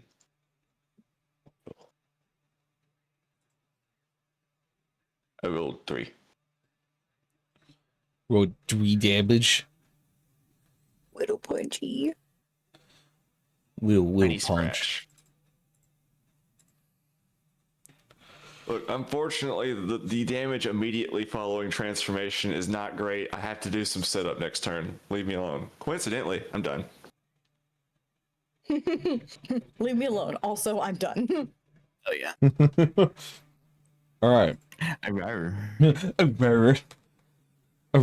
Also, you done, princess? also, Cass, Linda, Lindariel, Tenebrae, you guys need to roll for your spiritual weapons. No, the weapons you spawned. They both simultaneously forgot those things existed. No. Bonus actions to control them. Okay. Thank you. Yeah. Because some spells make them so they're sentient and they act on your own initiative as their own entities. Baldur's Gate is kind. Yes, they are Baldur's kind. Gate is very kind. I miss Baldur's Gate. But no, we both opted to use our bonus actions for other things. Fair enough. I would say from this point forward, just because if you're going to have a spell, I would rather it be useful, is that we'll have your spiritual weapons and summons act on their own initiative. The same one as yours, but they'd be able to act as their own entities. So go ahead and roll for your hits with your spiritual weapons. Dungeon Daddy says Baldur's Gate rules apply here. It's because it's nicer to those who want to do summoners. Although, on the other hand, it is a concentration spell, so we probably should be rolling for concentration on those. I mean, I wasn't going to say anything, but, you know. Sure, Tenebrae, roll concentration. Lindario, roll concentration. Con save for both of you. I can just imagine Kaz squinting at Twin through the internet. I am. DC is 10 or half the damage you take. Okay. D20 plus con. Okay.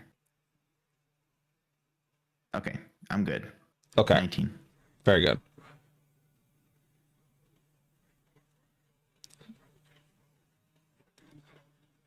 Cass, you remember how to roll concentration? 20 plus. So is it just a D20 con save? Plus your con? Yeah. So con it's save? your con check. Okay. And you take 10 plus half the damage you took. Is the DC you have to beat. 10 or half the damage you take. Oh, 10 or. So whichever one is higher. Or, yeah. Tenebrae, I will end you. I'll make it look like a body accident. Well, my con save was a 4. All right. The axe poofs. No axe. Sag. You did this to Twin. Tenebrae.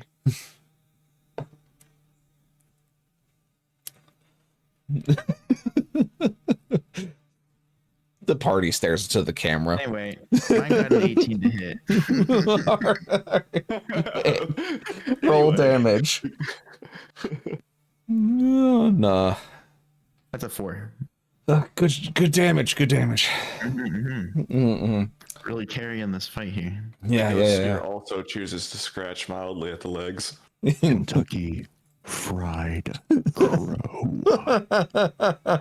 Kentucky Fried Kanku coming up to you, to a store near you.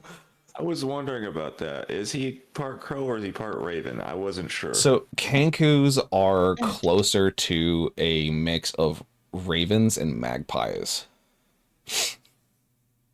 Okay. I like ravens. That other thing, though, that explains a lot. That explains why you're over here making us fail rolls and shit. Vaughn, you're going to get hit with a 28. Ashlyn, he's smacking you for 31. So he's hitting you with a 31. Yeah, I think that hits. Let me just double check my math here. Carry the 7, divide by... Listen here, smartass. And Tenebrae, a 32 to hit. I think that might hit. I don't like your dice for this thing, sir. Sorry. I'm gonna send you something in DM. Uh-huh.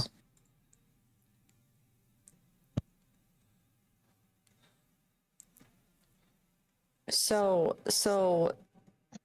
on the left is my spiritual weapon. On the right is Tenebray's spiritual weapon. Uh-huh. Hold on. Hold on. Oh, Cats, because you're using legacy spell. Look at the top. I can't unready mine. Huh. What? Hold on. Unready that spell.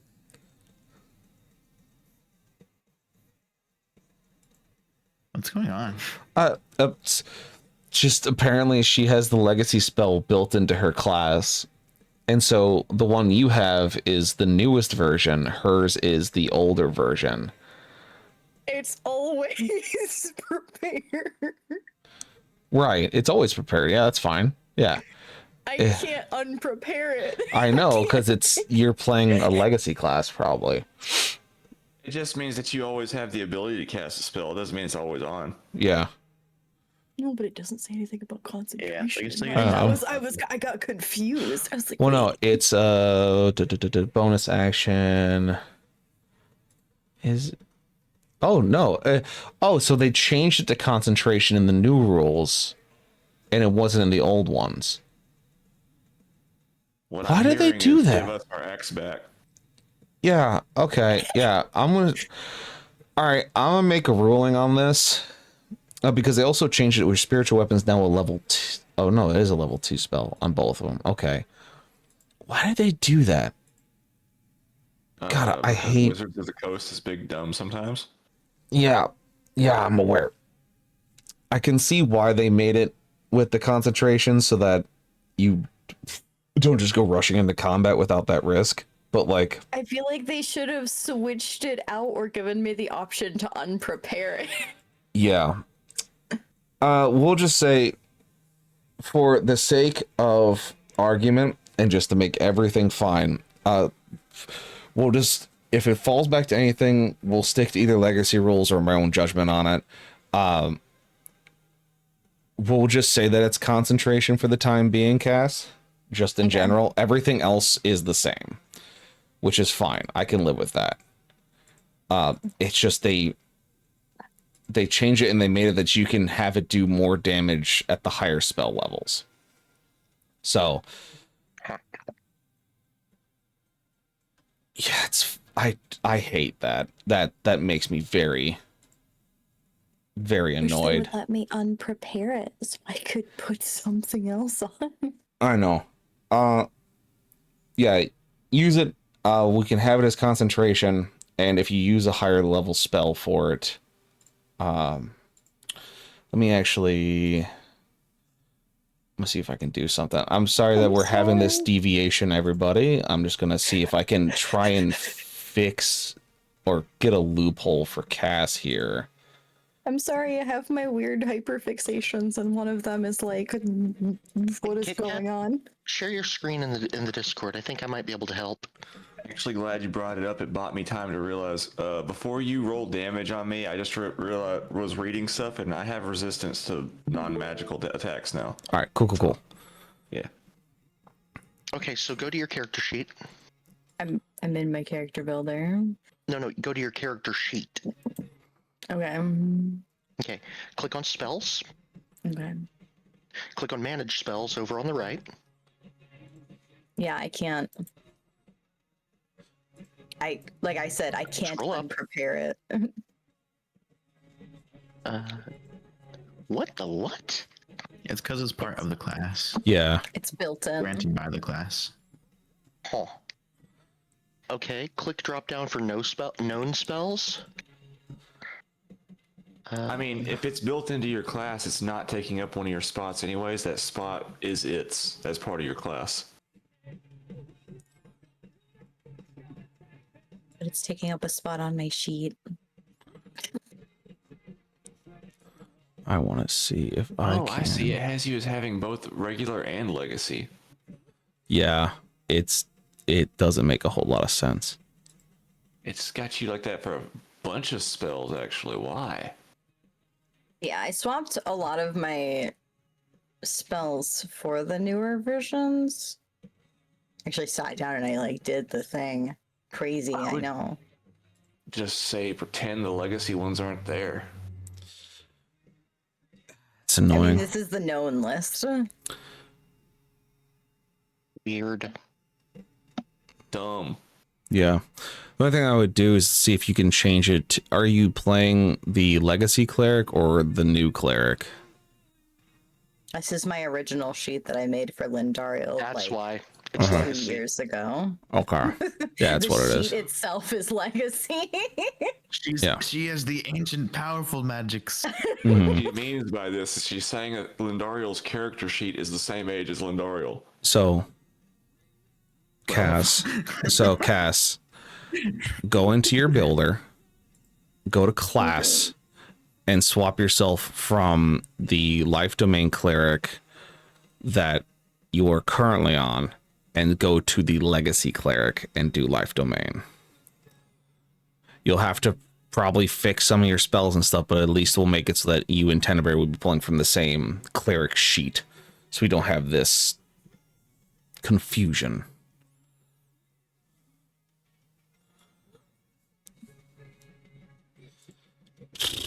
Yeah, that's the best we can really do with it for right now. 5.5 humanity. Yeah, it's would have to rebuild it, and it's fine. All right. Anyway, damage against Vaughn. Vaughn, you take 7, and you have resistance against non-magical. Resistance against, yeah, that's I said it right. So you will take 12. And I was at 20. You were at 20. So you were at So now 8. I have 8. Thanks, I hate it. You're welcome.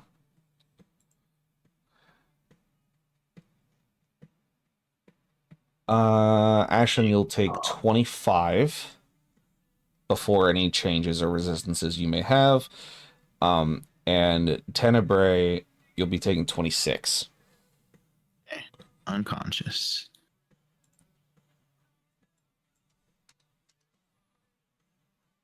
Oops.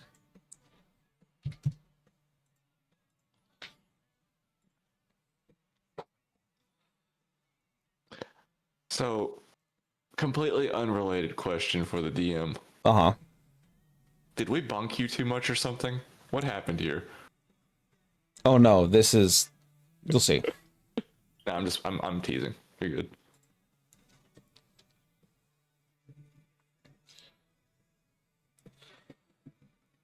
Cool enemy type though. I appreciate that you keep using enemies that I've never fucking heard of. You're welcome. So, as he pulls off another arm, getting ready to throw it at Lindariel, you all hear a voice. As you see a man seem to appear out of nowhere, standing about 30 feet from you. As He has a name tag on. He does. He has a name tag on. It says, "I'm an asshole." No, it's...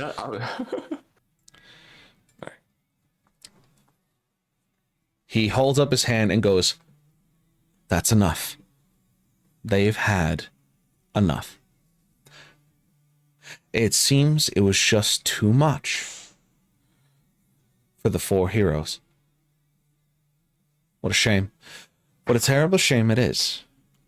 It just means that I have finally built the perfect monster, the perfect nightmare for anyone who follows behind you. What a wonderful day this is. You passed your test. And I imagine you're wondering, what happens now? Go ahead, speak. He will not bother you for the time being. Not while I have him repressed for the moment being."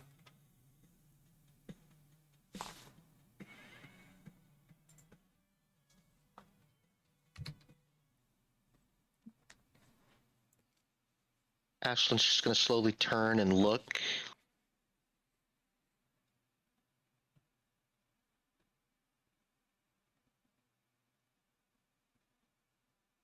Enjoying your little show, I guess.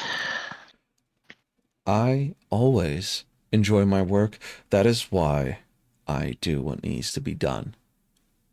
I test, I grow, I create, I control. All part of making sure that the stage continues without any interruptions. That it continues to play the same song with a little bit of a tune-up at certain points. I have enjoyed watching the four of you, and I'm glad to have finally found your limit. Now, I bet you're wondering what happens next. Well, a few things can happen. Maybe I'll bestow upon you some words of acknowledgement. Maybe a little bit of something to tell you that there's more here than you understand. So I'll let you choose. Because right now, this is too easy of a fight. This monster I've grown would simply kill you where you stand, and your names be added to those scrolls along those grieving widows' walks. I don't want that. You are the only four that have really shown any true ability to change, adapt. And that's exactly what I want. So, tell me, what is it you wish? And before you answer, you see he pulls out a small flute and plays a quick few notes as Tenebrae, you come back up with 10 hitty points.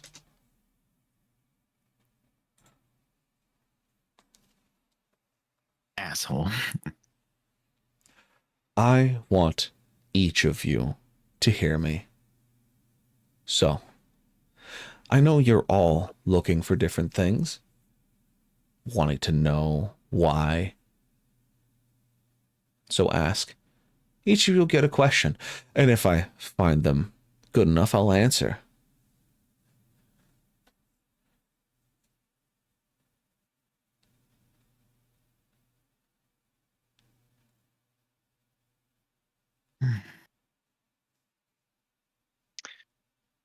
Ashlyn's gonna stand there, kind of cross her arms, and size this guy up.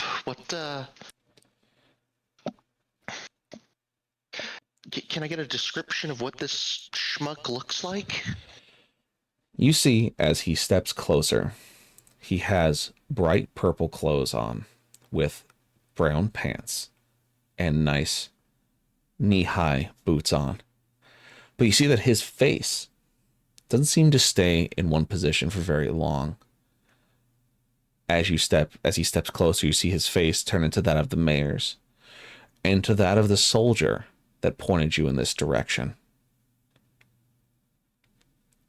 Turns into the apothecary.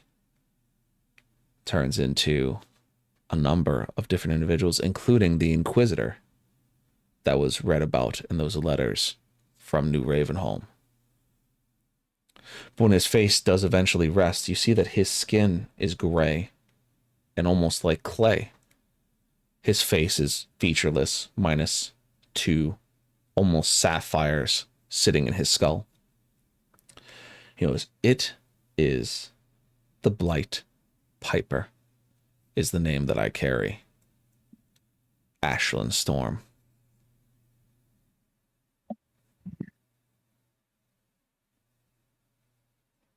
Yeah, I kind of gathered as much.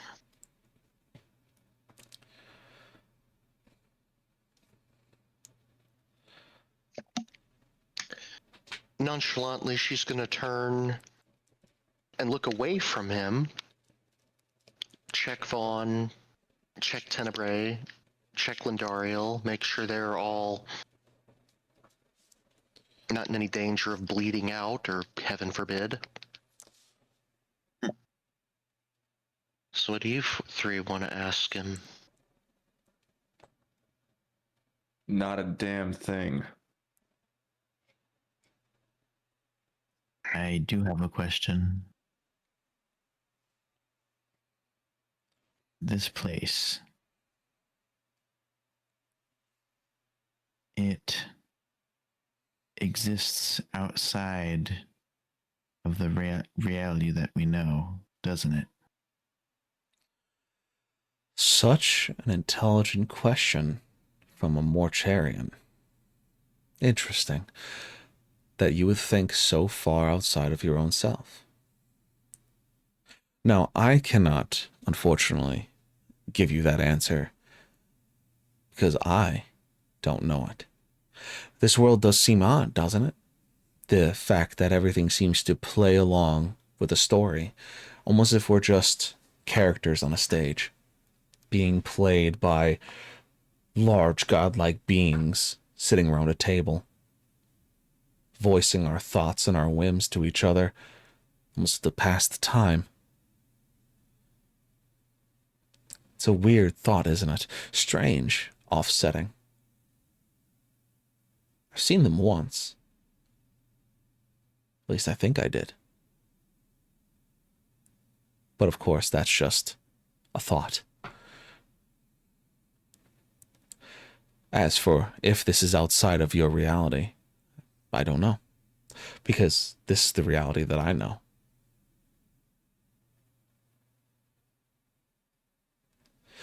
Now, for Vaughn, you may have a question, but I have something to tell you. As he steps closer, he looks you up and down and he goes, the monster that gave you that curse, it's here. Not with me, mind you. It's with 3 very unlikable creatures past my little city of mine to the east, where no doubt Tenebrae told you the strings of the mayor went. Beyond me, towards the Great Divide, lays a fortress city, the one that gave you this curse, the one you're looking for. She's there. I'll leave you with that, since you've been reeling about it so hard in your sleep. Your thoughts are very easy to read when you're agitated.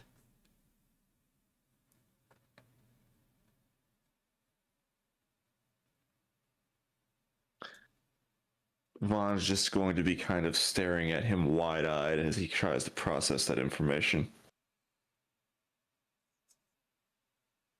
Now, And Ariel?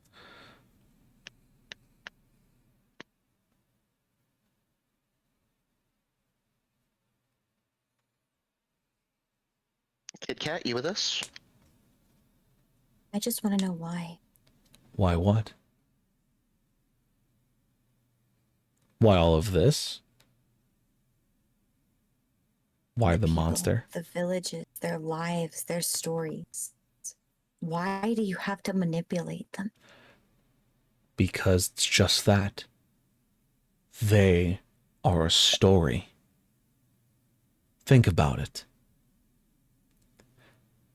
We're all pieces on the board. I have just been put in place to make sure that very first step plays out the same way every time. Now, I used to ask myself the question of why. Why is this played out? Why am I forced to reset the stage every time something goes wrong? Wiping away months of their memories they made in the time that they feel they have been given. Making it feel like it's another day looping and looping and looping. Lunacy, insanity, the definition of it. Because I was told to. Because I am a part of the story. Much like you are. The only ones that aren't are the 4 of you. As well as the rest of those headstones out in the field. So why? Because I was looking for something. Or someone, in this case, that could potentially see outside of their own image. And it seems that the four of you all have that same motivation, that same flaw that doesn't let you see the world like everyone else does. Whether you be a jaded monster hunter, a wronged cleric, a Kenku out of time, a cursed blood hunter. You're all out of your own element. Jaded, chastised, broken. You see the world differently. I took advantage of it. And you unraveled it, string by string, piece by piece. And yet, here you are, playing into the same story all those other heroes did. But this time, I think should make it different. Don't you think?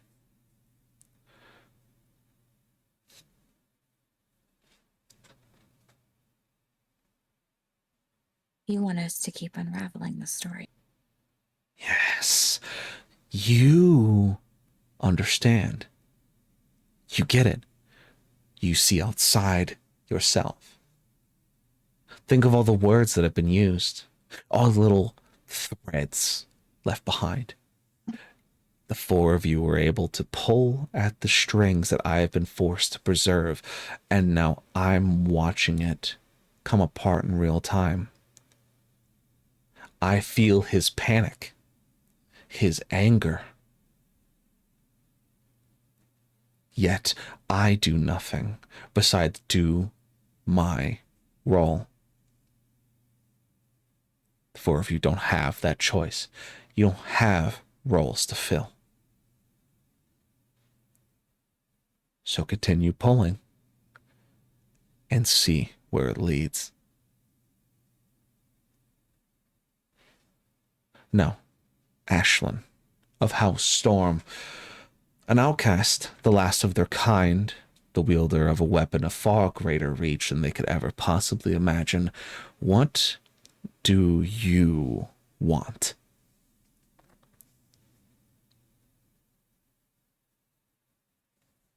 What do I want?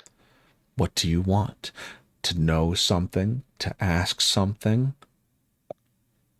What do you want? A question I don't think anyone has asked you in a very long time.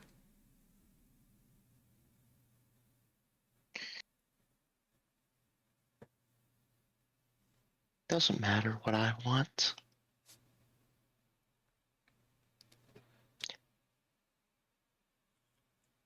Because just like the rest of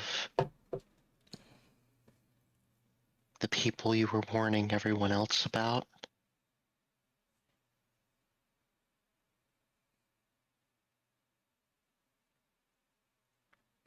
I'm not part of a story. I'm the kind of person that ends a story. I'm a killer. I'm a murderer. I'm a hunter. I don't have any place in this world. Then But if you why really are want to know you what here? I want to know, Yeah, I do. what I really want to know,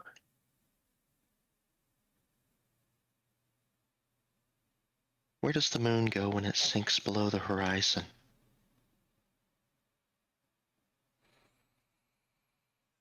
Where do dreams go when you open your eyes in the morning? Where do memories go when you can't recall them anymore? It seems that And you, where's the nearest fucking alehouse? and I think that's a problem we're going to solve. But first, let me answer you. Tell you.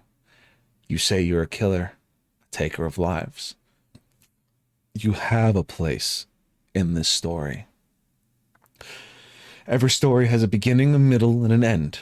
A stage that plays every time the same way. But there's always the one that ties up the loose ends. You have been forced to be that. Now You don't have to be that. That is the choice that I'm giving you. That is the choice I'm giving you now. You don't have to tie up all the loose ends.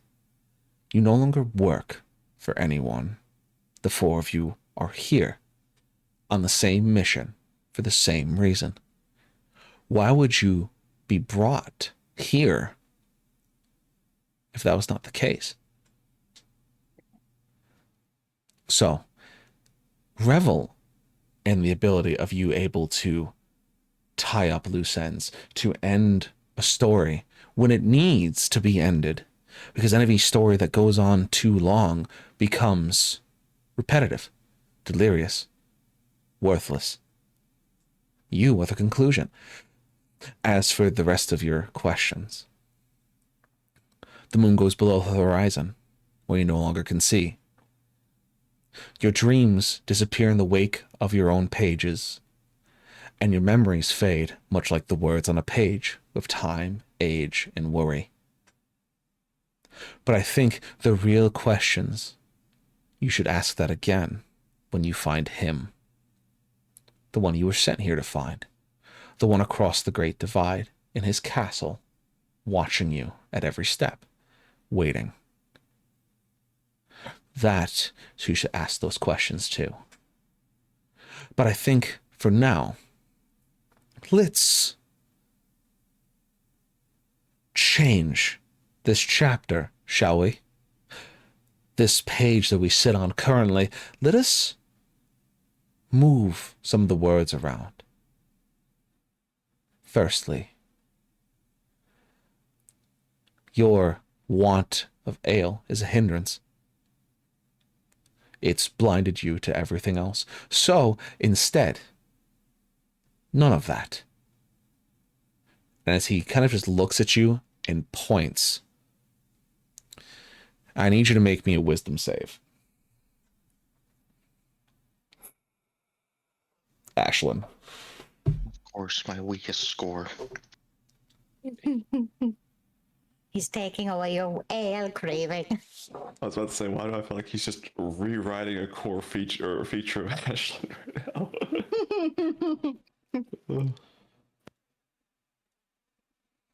No more hot boozy lady.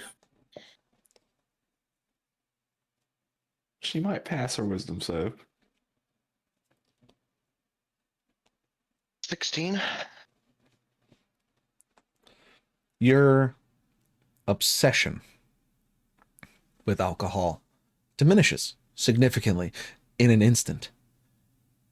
It goes from an addiction to an obsession, to a want, to a need, to simply being there, where you could take it or leave it. You no longer feel the pull towards it. He looks at you and goes, there. I've taken your advice, rewritten a few words of your story. Let your mind be clear. Now for the rest of you. Hell have you done to me? I've made you sober. She didn't like it when I did that to her. But you see, now there's nothing stopping it from coming back. Or now there is. Who's to quickly say? Now as for the rest of you. You have a fight to catch with, don't you? Get stronger. Make the time you see me next a little bit more entertaining. Pull on some more threads between here and there, and maybe, just maybe, you'll learn how to live again. We'll see. Now, I have a city to burn. You have a place to be. And he snaps his fingers as the four of you poof out of existence. Where's my cap? As you let me finish. As you all reappear in a broom closet, cat included. Broom closet. Yes. Oh no, I'm in the closet again. All of you have been healed miraculously and are now in a broom closet, cat included. The same broom closet together? Yes. That's a very small 7 minutes space in for heaven. very large people. I'm not The cat. large. The You're in cat's large. plate mail. I'm not in plate mail. I'm in chain. We've got ads. Yes. And now we'll have ads run for 3 minutes, and when we get back, we will conclude what's been going on today. We'll see you in 3 minutes, everybody.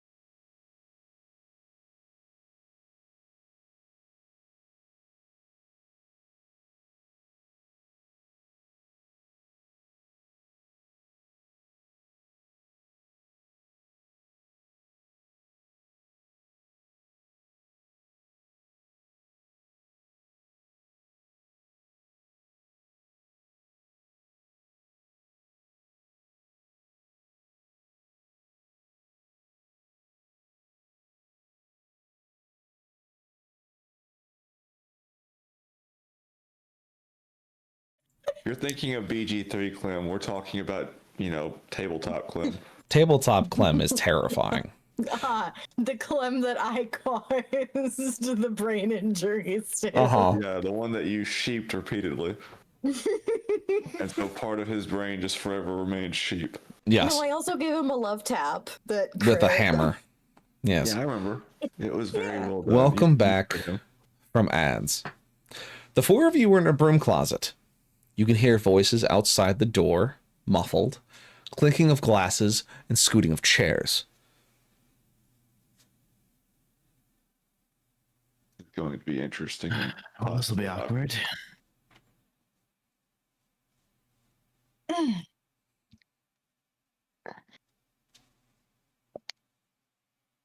I don't want to be the first to get out. Lindariel rolls her eyes and opens the door. As you open the door, the four of you kind of fall out of the closet but stay on your feet, just kind of like catch yourselves as the door giving way was the one thing kind of keeping all of you tucked in. So as you all stumble into what appears to be a very nicely made, almost tavern, as all of the patrons kind of turn and look, even the barkeep looks with a quizzical, God damn it, Angel, looks with a quizzical eye as I gotta grab another adult beverage to shotgun for the top off the tank, because I think that's more fun than the water for tonight. Jealousy. No, I've been shot. Thank you. You're welcome. The bartender looks at you and goes,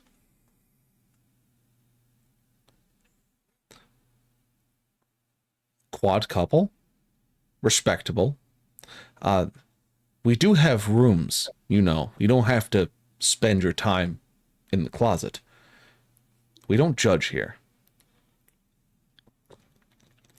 Sometimes a new location makes things more exciting. I am interested in exactly one person in this group.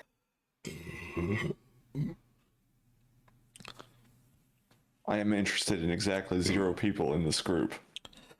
So you're You didn't have to be mean about it. And he, well. So you're a normal poly group. Understood.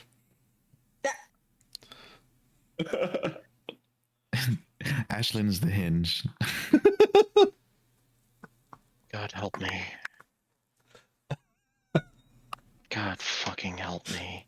Where's my cat? In your arms. Okay. The cat's the hinge. The cat's the hinge. Cat's the hinge. She needs her My support emotional cat after all support that. cat.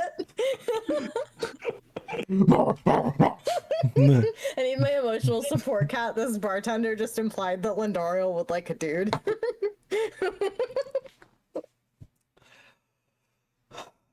And he goes, if you want a drink, if you... implied you'd like more than one at once. Yeah, no. He looks and goes, if you'd like to sit down and get food or drink after doing whatever it is in the closet, if you at least put the brooms away that fell on the floor behind you, that would be appreciated. And if you need a room, we have plenty. Welcome to New Alderaan. What now? Excuse you? A room, please. Thank you. Maybe 2 for once. We have more than one available if you need multiple rooms.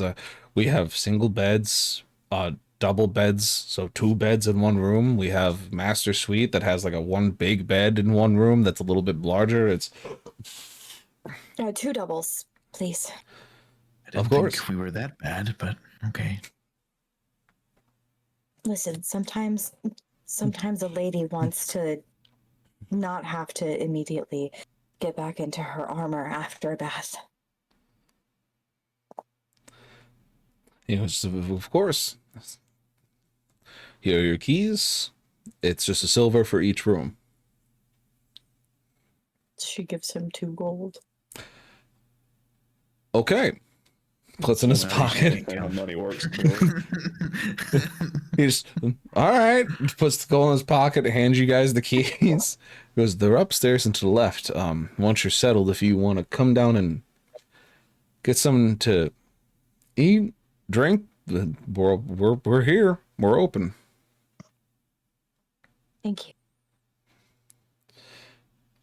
Now, I gotta warn you. When you go to sleep tonight, make sure your windows and your doors are locked. Why? Just please do it.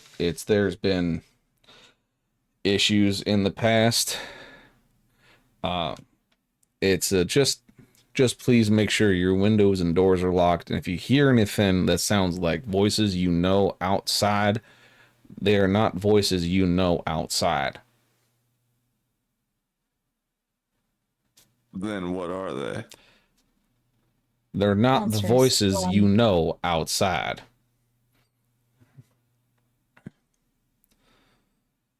Voices you know outside are this town's quirk. Gotcha.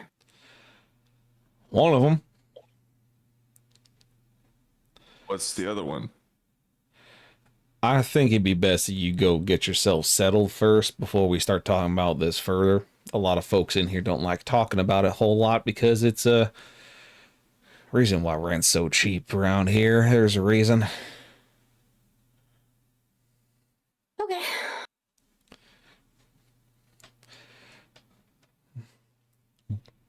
Lindariel tosses one of the keys to the voice and just goes up the stairs. All right. All y'all find your 2 rooms next to each other. I imagine Tenebrae and Vaughn, you guys will be bunking in one, and then Ashlyn and Lindario will be bunking in the other. Sure. Sure. If Ashlyn's Wonderful. okay with bunking with Princess. Princess. Princess has been trying to make this happen for like 2 sessions now. Princess just wants to sit around naked after a bath for once, okay? Being fair. Fair. Yeah.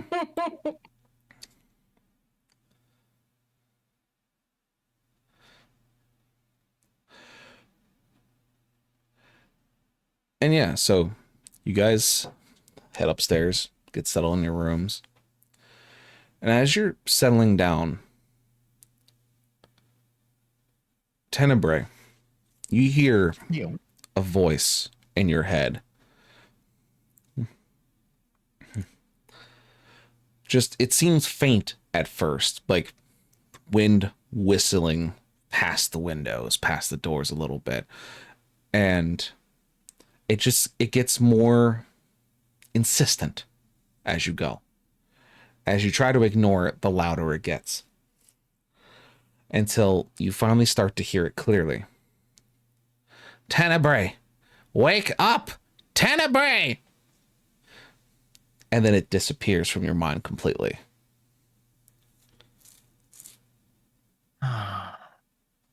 Forgot to close the windows in my head.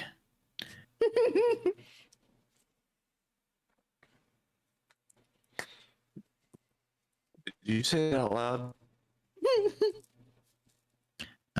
Yeah, I think so. Vaughn's just going to look at you like you're kind of crazy, but then just shrug and go back to whatever he was doing. Do I recognize the voice? You feel like you do, but you don't know from where. Why would a random voice just be in your head? It seems out of place, and you feel oddly familiar with it, but it just doesn't seem to stick.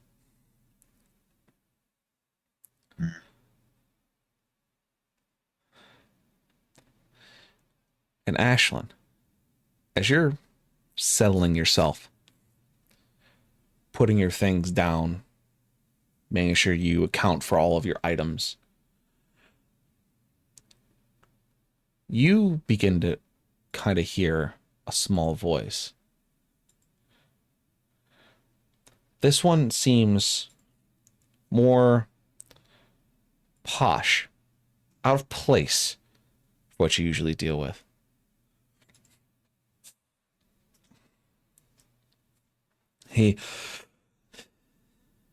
It whispers to you, almost. Starting quietly, coming up to a loud whisper. The question is, do you listen? Sure.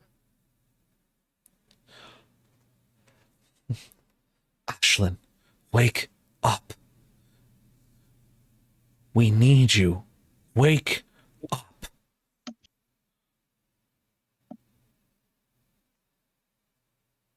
Eh?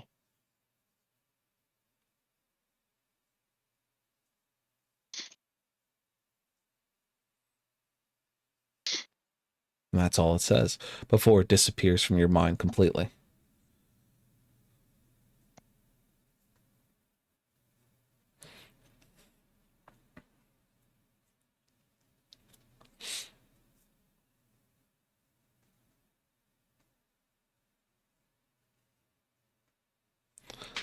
And so once you are all settled, I have a question what's going on. What do you do? I guess I check to see if the windows are like cracked open at all whenever that was happening. They're not. Okay. They were closed and locked tight.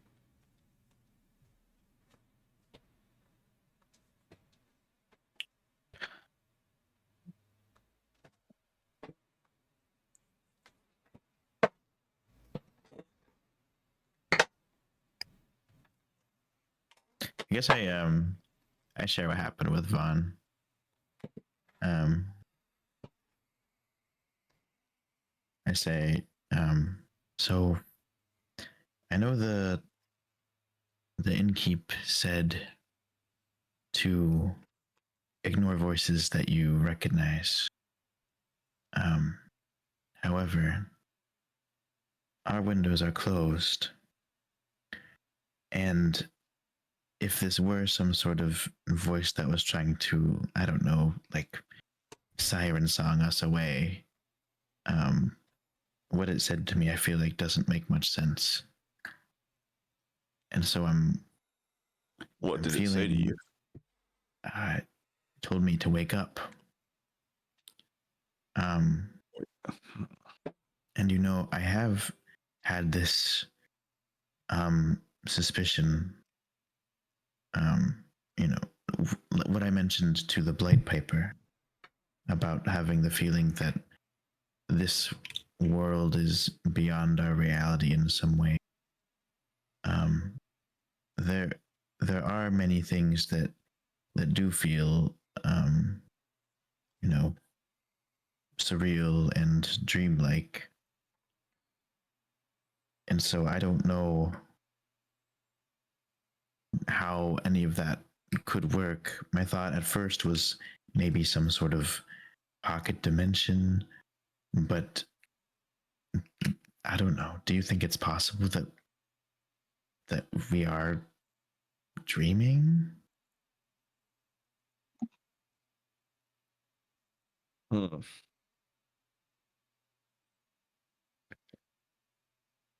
I suppose I've heard of stranger things over the course of this journey than a group of people being trapped in the same dream.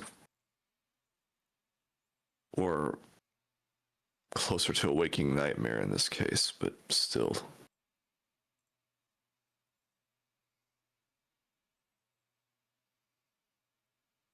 But if that's the case, then who is it that's trying to tell you to wake up, and do you even recognize the voice? I can't quite put my finger on it, but I think that I do.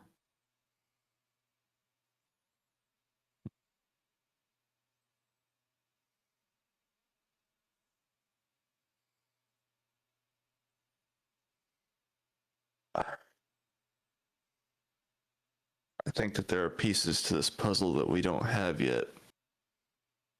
And I think that speculation, at least for right now, isn't going to get us anywhere. We should rest and focus on trying to figure out where we are and what's going on in this new location. suppose you're right, but imagine if it were some sort of dream, perhaps we could find a way to, I don't know, turn it lucid. If you catch my drift. Seems as though we'll just have to keep our eyes open for now. Keep an ear out for anything unusual, even for the situations we've been dealing with so far. Right.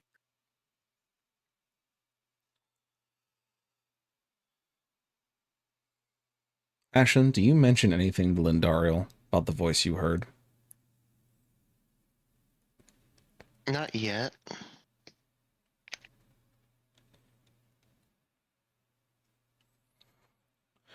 All right. And so at this point, the four of you are settled in your own rooms. What do? Do you go down and get something to eat and drink and refresh yourselves before sleep? Or something else that you'd like to do? I'll go down and talk to the barkeep. Okay. I'll probably do the same. Okay. Tenebrae, I'm going to go down and get something to eat. Do you want to come with me?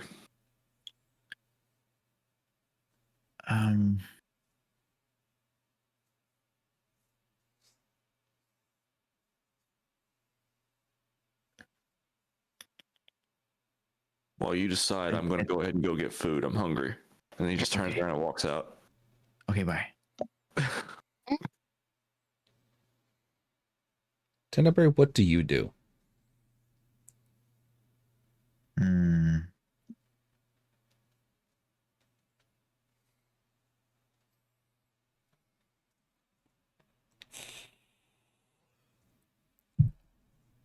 He has been struck by paralyzing indecision. It happens to the best of us. Happens more frequently to bottoms. I would know. In the spirit of weirdness, I would like to try to enter a meditative state and then cast detect thoughts on myself. Okay. Do something a little crazy, a little weird. I like it. So, as Tenebrae, you stay behind. The rest of you go downstairs and speak with the barkeep, as well as get some food and drink, refresh yourselves. You know, get yourself a little bit of noms and such. Lindariel, as you speak to the barkeep, he tells you that this town has a bit of a quirk to it, in the sense of that, for some reason, voices tend to echo out from the woods that surround it. That the river that runs below it, as it seems to be built upon precipice, built outward past it. That even the waters seem to call to those who live in New Alderaan.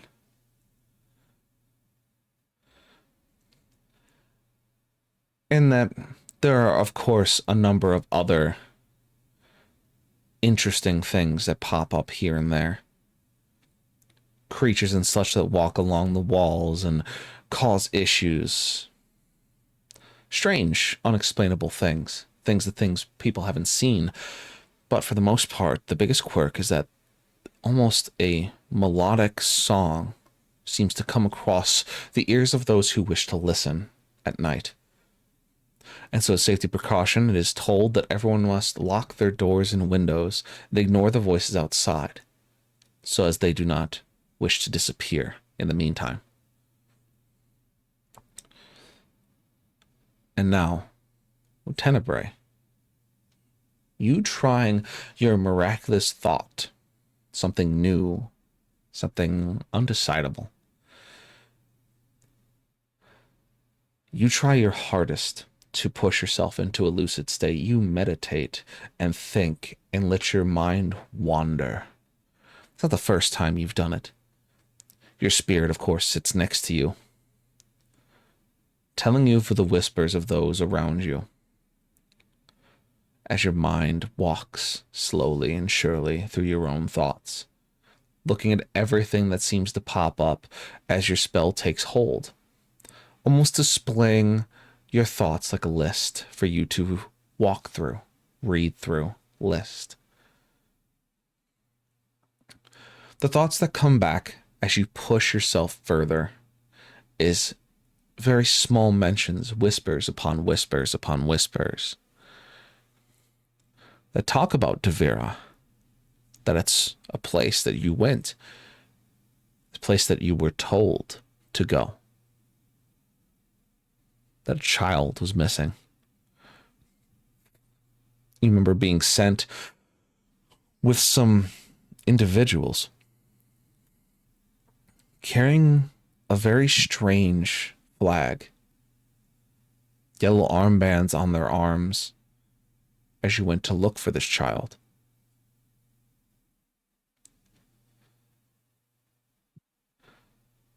But then it's a fleeting thought, it disappears. All you remember, all that comes back from any kind of deep, intrusive thought that you pull through, is a yellow armband and the child. And this old, crotchety man that walked with you. You remember asking too many questions. You remember him telling you to stop and listen. And then it all just seems to go blank. But that old man's voice is the same one that whispered to you before it became a scream through your ears. And that's all you can remember. And by the time you step out of your meditative state, Vaughn has returned.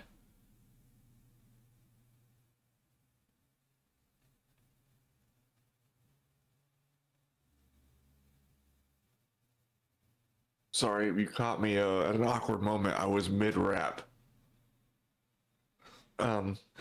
He comes up the stairs with a rap. Yeah, you're just eating a fucking... Bro's spitting some sick fucking bars. Yeah, Vaughn, just play the character. You're eating a wrap when you walk back into the room, just like, what are you doing? Walk in, look at Canterbury, and I'm gonna be like, if you wanted to take a nap, you could have just told me. I would have been quieter on my way back in. No, it's okay.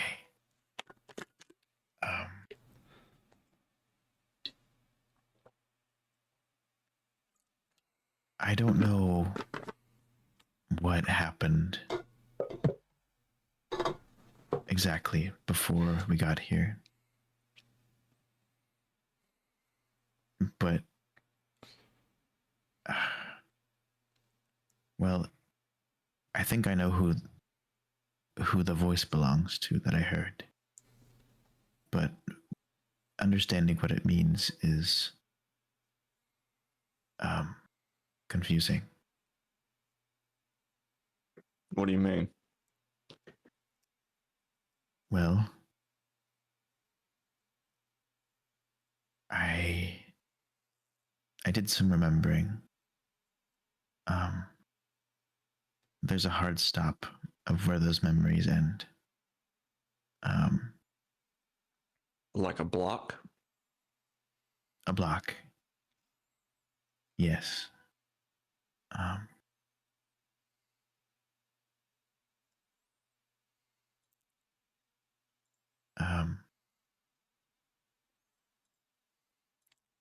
We were sent here to try to find a child.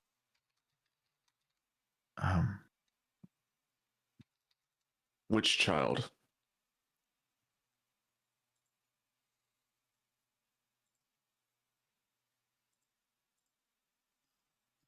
I'm not sure. So you're sent But- here with an objective. The objective of which you only vaguely remember, and the person who's speaking to you, again, you only vaguely remember. Just making sure I'm caught up with what you're trying to tell me. Right. That admittedly does not sound like much. But it does give me an idea for later.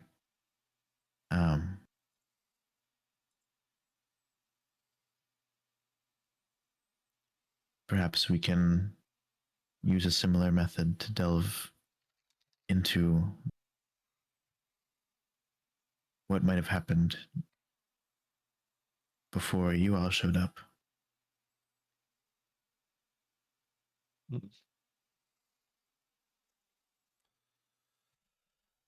How do you mean? Well, I understand what you mean, but what exactly are you wanting to try is my question. well, it is vulnerable, and so I would understand if you did not want to do this. But I think it would be important in helping to solve the mystery here. I want to try delving into your mind.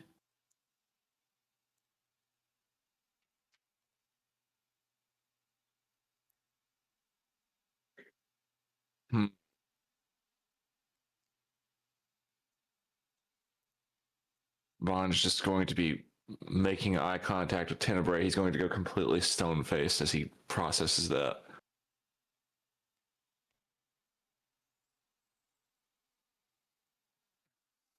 That, I think, could go worse for you than you realize.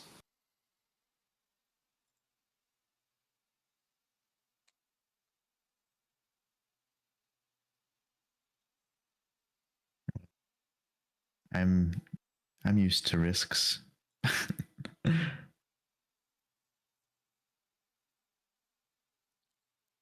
it seems that the force that has us here is content on keeping us alive, if only to toy with us more. Okay. So, how about this then? I'm not going to outright say no to your idea, but I don't think this is something we should be trying or a decision we should even be making without the other two present as well. Fair enough.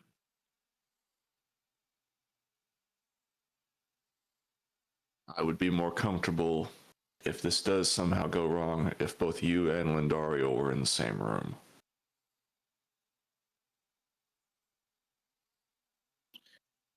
That bad, huh? Yeah. Okay.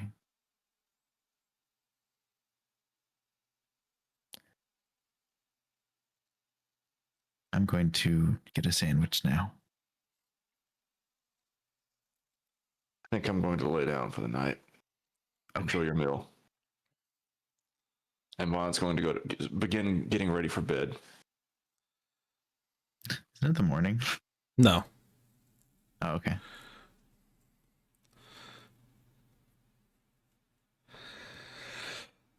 So, as you all begin to settle, foods and conversations complete, you all settle down for an uneasy sleep as the voices that they warned you about seem to echo bluntly off the walls outside. Sing-song voices whispering your names and desires, but easy enough to resist for those that are outside of the situation they find themselves. And as you sleep,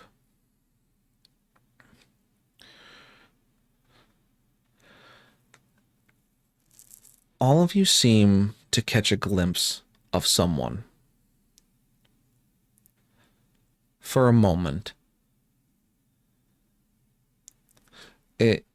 It's odd, this person you see. He seems to be wishing you well. Seems to be telling you that You're going to do great things. That he's welcoming you into this thing that he's built. All the words seem to echo empty. Just silence. Mouthing lips, the only thing you really notice. But it's someone that you can never miss. Crimson skin. Tall horns. Brilliant cloak of blue and yellow. Brazen copper plating that covers his body. And that same yellow armband. That Tenebrae you saw earlier.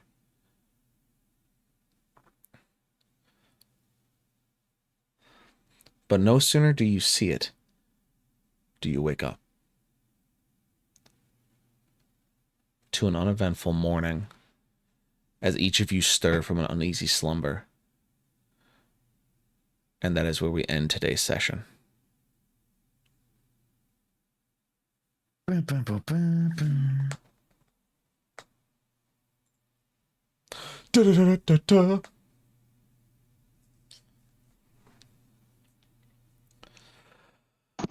that's a hell of a way to wrap. Yes. Now Ashland's spitting bars. Am I tripping, or did you just describe Creed? I don't know what you're talking about. Yeah, it sounded like Creed. I don't know what you're talking about. Who? It sounded just like Creed, I actually. don't know what you're talking about. Are we getting Blackburn? No. Damn. I miss Blackburn. So do I. Glad you guys know what you're talking about. If you know, you know. If you don't know, you'll find out. We are getting Blackburn. I'm gonna hug somebody if we get Blackburn. Shush. Wait, my cat's red. Is my cat Blackburn?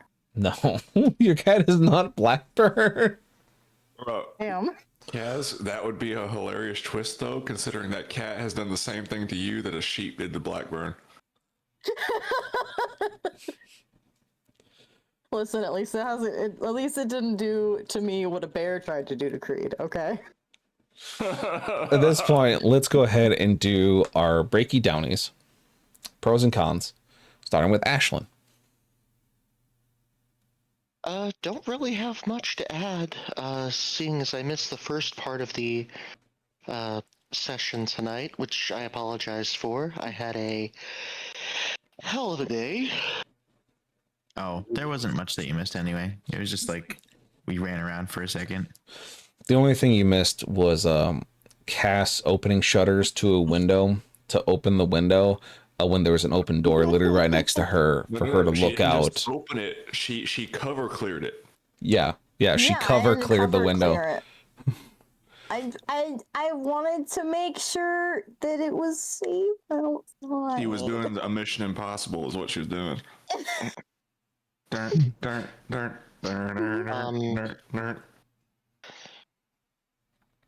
Did enjoy the fact that, you know, it was pretty clear that we were fucked in that fight, so combat was really interesting. You know, it was a little more tactical than just straight up target big bad go, so enjoyed that. I am a little let down that the subtext of the questions that Ashlyn asked the Blight Piper got missed, but it is what it is. Other than that, you know, no complaints here. Fun session. I enjoyed it. All right, Lindario. I got to blast things and swing my stick, and I got to take my cat to this new town, so that's neat. Life is good. The bartender thinks Lindario likes dick, though, which is concerning. Never said that. You know the worst part of that situation, Kaz? The whole time that he was having that dialogue of us being warped there and then all that, it was never made clear whether or not I was still in my half form or not. We literally have a bird in the group, okay?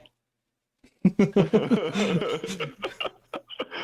don't know why you're so concerned about dog dick when we literally have a bird. Khajiit has wares if you have coin. Fair enough. I guess it is semantic when you put it like that. Yep. I'm less worried about dog dick than I am about Tenebray's cockadoodle-doo. And moving along. Cass, anything Your else? concerns backwards there, personally, but okay. Moving on. Cass. No, I got to blast things. I got to swing my stick. I had fun. Okay. One day I'll get you to let me uncover the mystery of this cat. You'll find it out eventually. Vaughn. I ruined my fucking surprise on a fucking gimmick fight. How do you think I feel?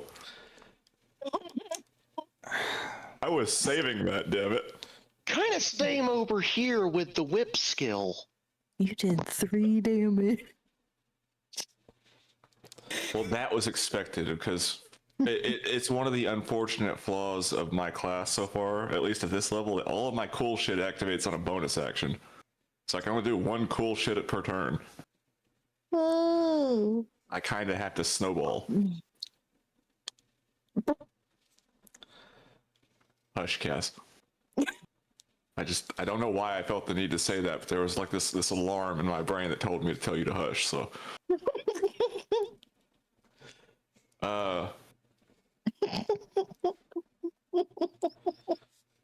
Starting to get into some of my backstory, kind of cool, saying nothing.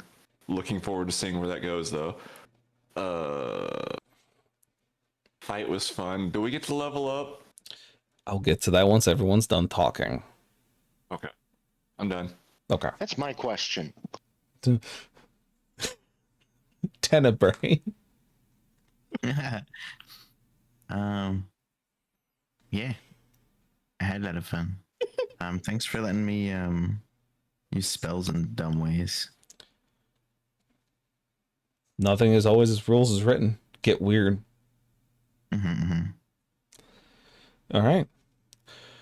My stuff is that at first, what I had written wasn't going to be a gimmick fight. It wasn't going to be one that was going to be leading up. I honestly thought, because this guy, I was pushing a lot of his stats down for hitting and damage for the first few rounds, because I thought you guys were going to melt him like you melted the bridge, the troll bridge.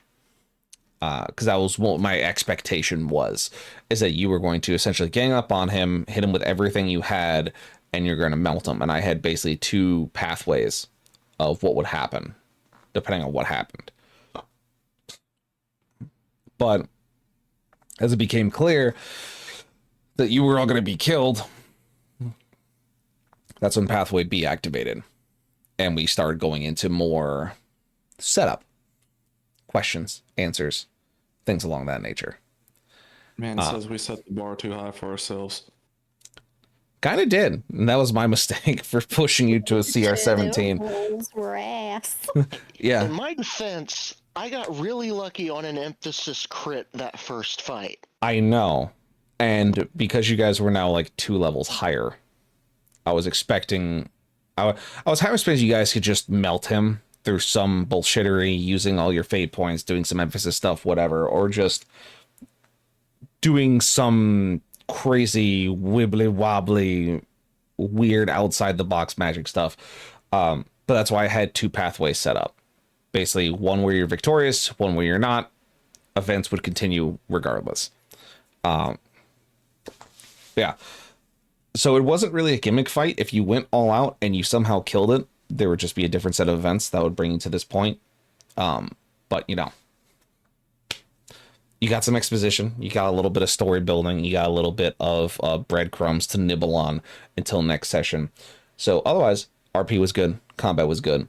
One thing I think we are all guilty of is being slow on combat stuff. It's why I'm not going to have as much combat in this campaign in general, minus like very specific points in time, just because it can get tedious and bloated with combat, because you guys have so much what's going on. Like Zoe's dealing with the fact that he can't access his digital sheet, which makes it hard for him to focus on, like, get through certain things due to calculations, or you're trying to figure out what the tactile advantage next thing is. And it's not that any of you are taking too long. It's more of, I don't want you to be dragged through that. I don't like that slog. I don't like that slow pace, because I want you to experience what else is there. So that's more adjustment on my end. But I feel like just everyone working on preparing stuff and trying to think ahead of what is my character going to do in the next 6 seconds. That's just something we all need to improve on. Even as myself as a player, I'm fucking guilty of it. When I play my Artificer, I spend way too long thinking what the fuck I was going to do. So it happens. Give yourself options, and then you have to pick options. Yes, it is executive dysfunction at its finest. But past that, you all did really well. You all knew how to kind of work together. That monster was meant to disrupt any of your cohesion, because that was the whole point. It's like to break up your unit cohesion. It'd be easier to pick you off, and it worked. So keep that in mind in my pocket. Otherwise, yeah, I hope you enjoy those breadcrumbs to kind of chew on. And we're going to do the closeout here. Whereas, thank you, everyone, for being here tonight.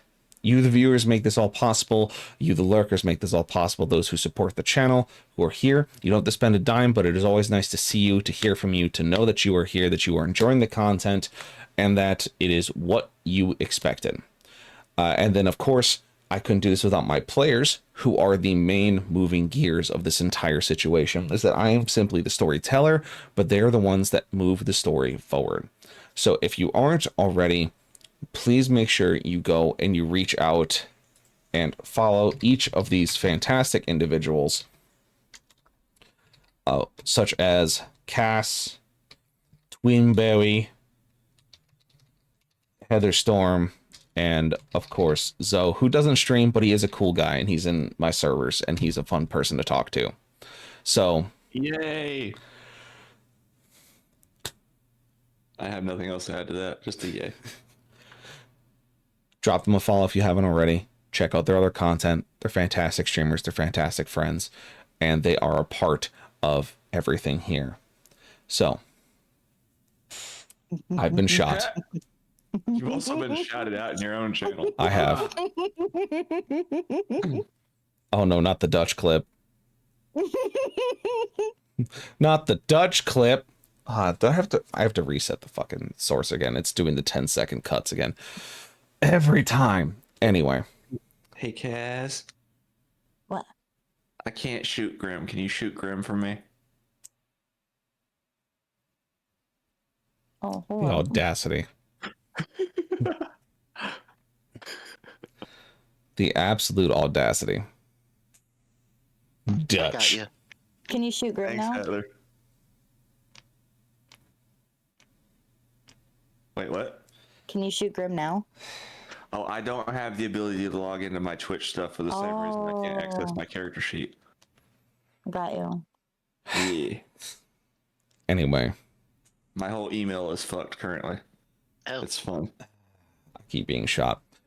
Anyway, thank you all for being here. Please check out my players. Check out the rest of my content.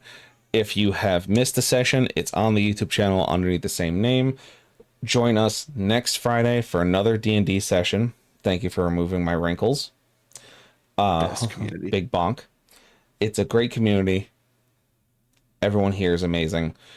Check out the past sessions of the other 2 campaigns. Join us Saturdays for our house party where we do art, co-work, stream, all kinds of happy stuff. And then Monday Mayhem with me, Cass, and guests as we see necessary and fit. With that, we're going to wrap it up, and we're going to go raid into some friendos. We're going to go and see who's currently running. What are y'all doing on Mondays now? I missed the last Monday Monday. Night Mayhem. Run shenanigan bullshit. Basically, it's couch co-op with me and Cass, if that makes sense. Okay. But I meant more of like, what'd y'all play last time? We played Repo for the first Nice. time. You didn't answer Vaughn's question, Graham. Which one? Yeah, where's our level up, nerd? Oh, that's right. You all will level up to level 5.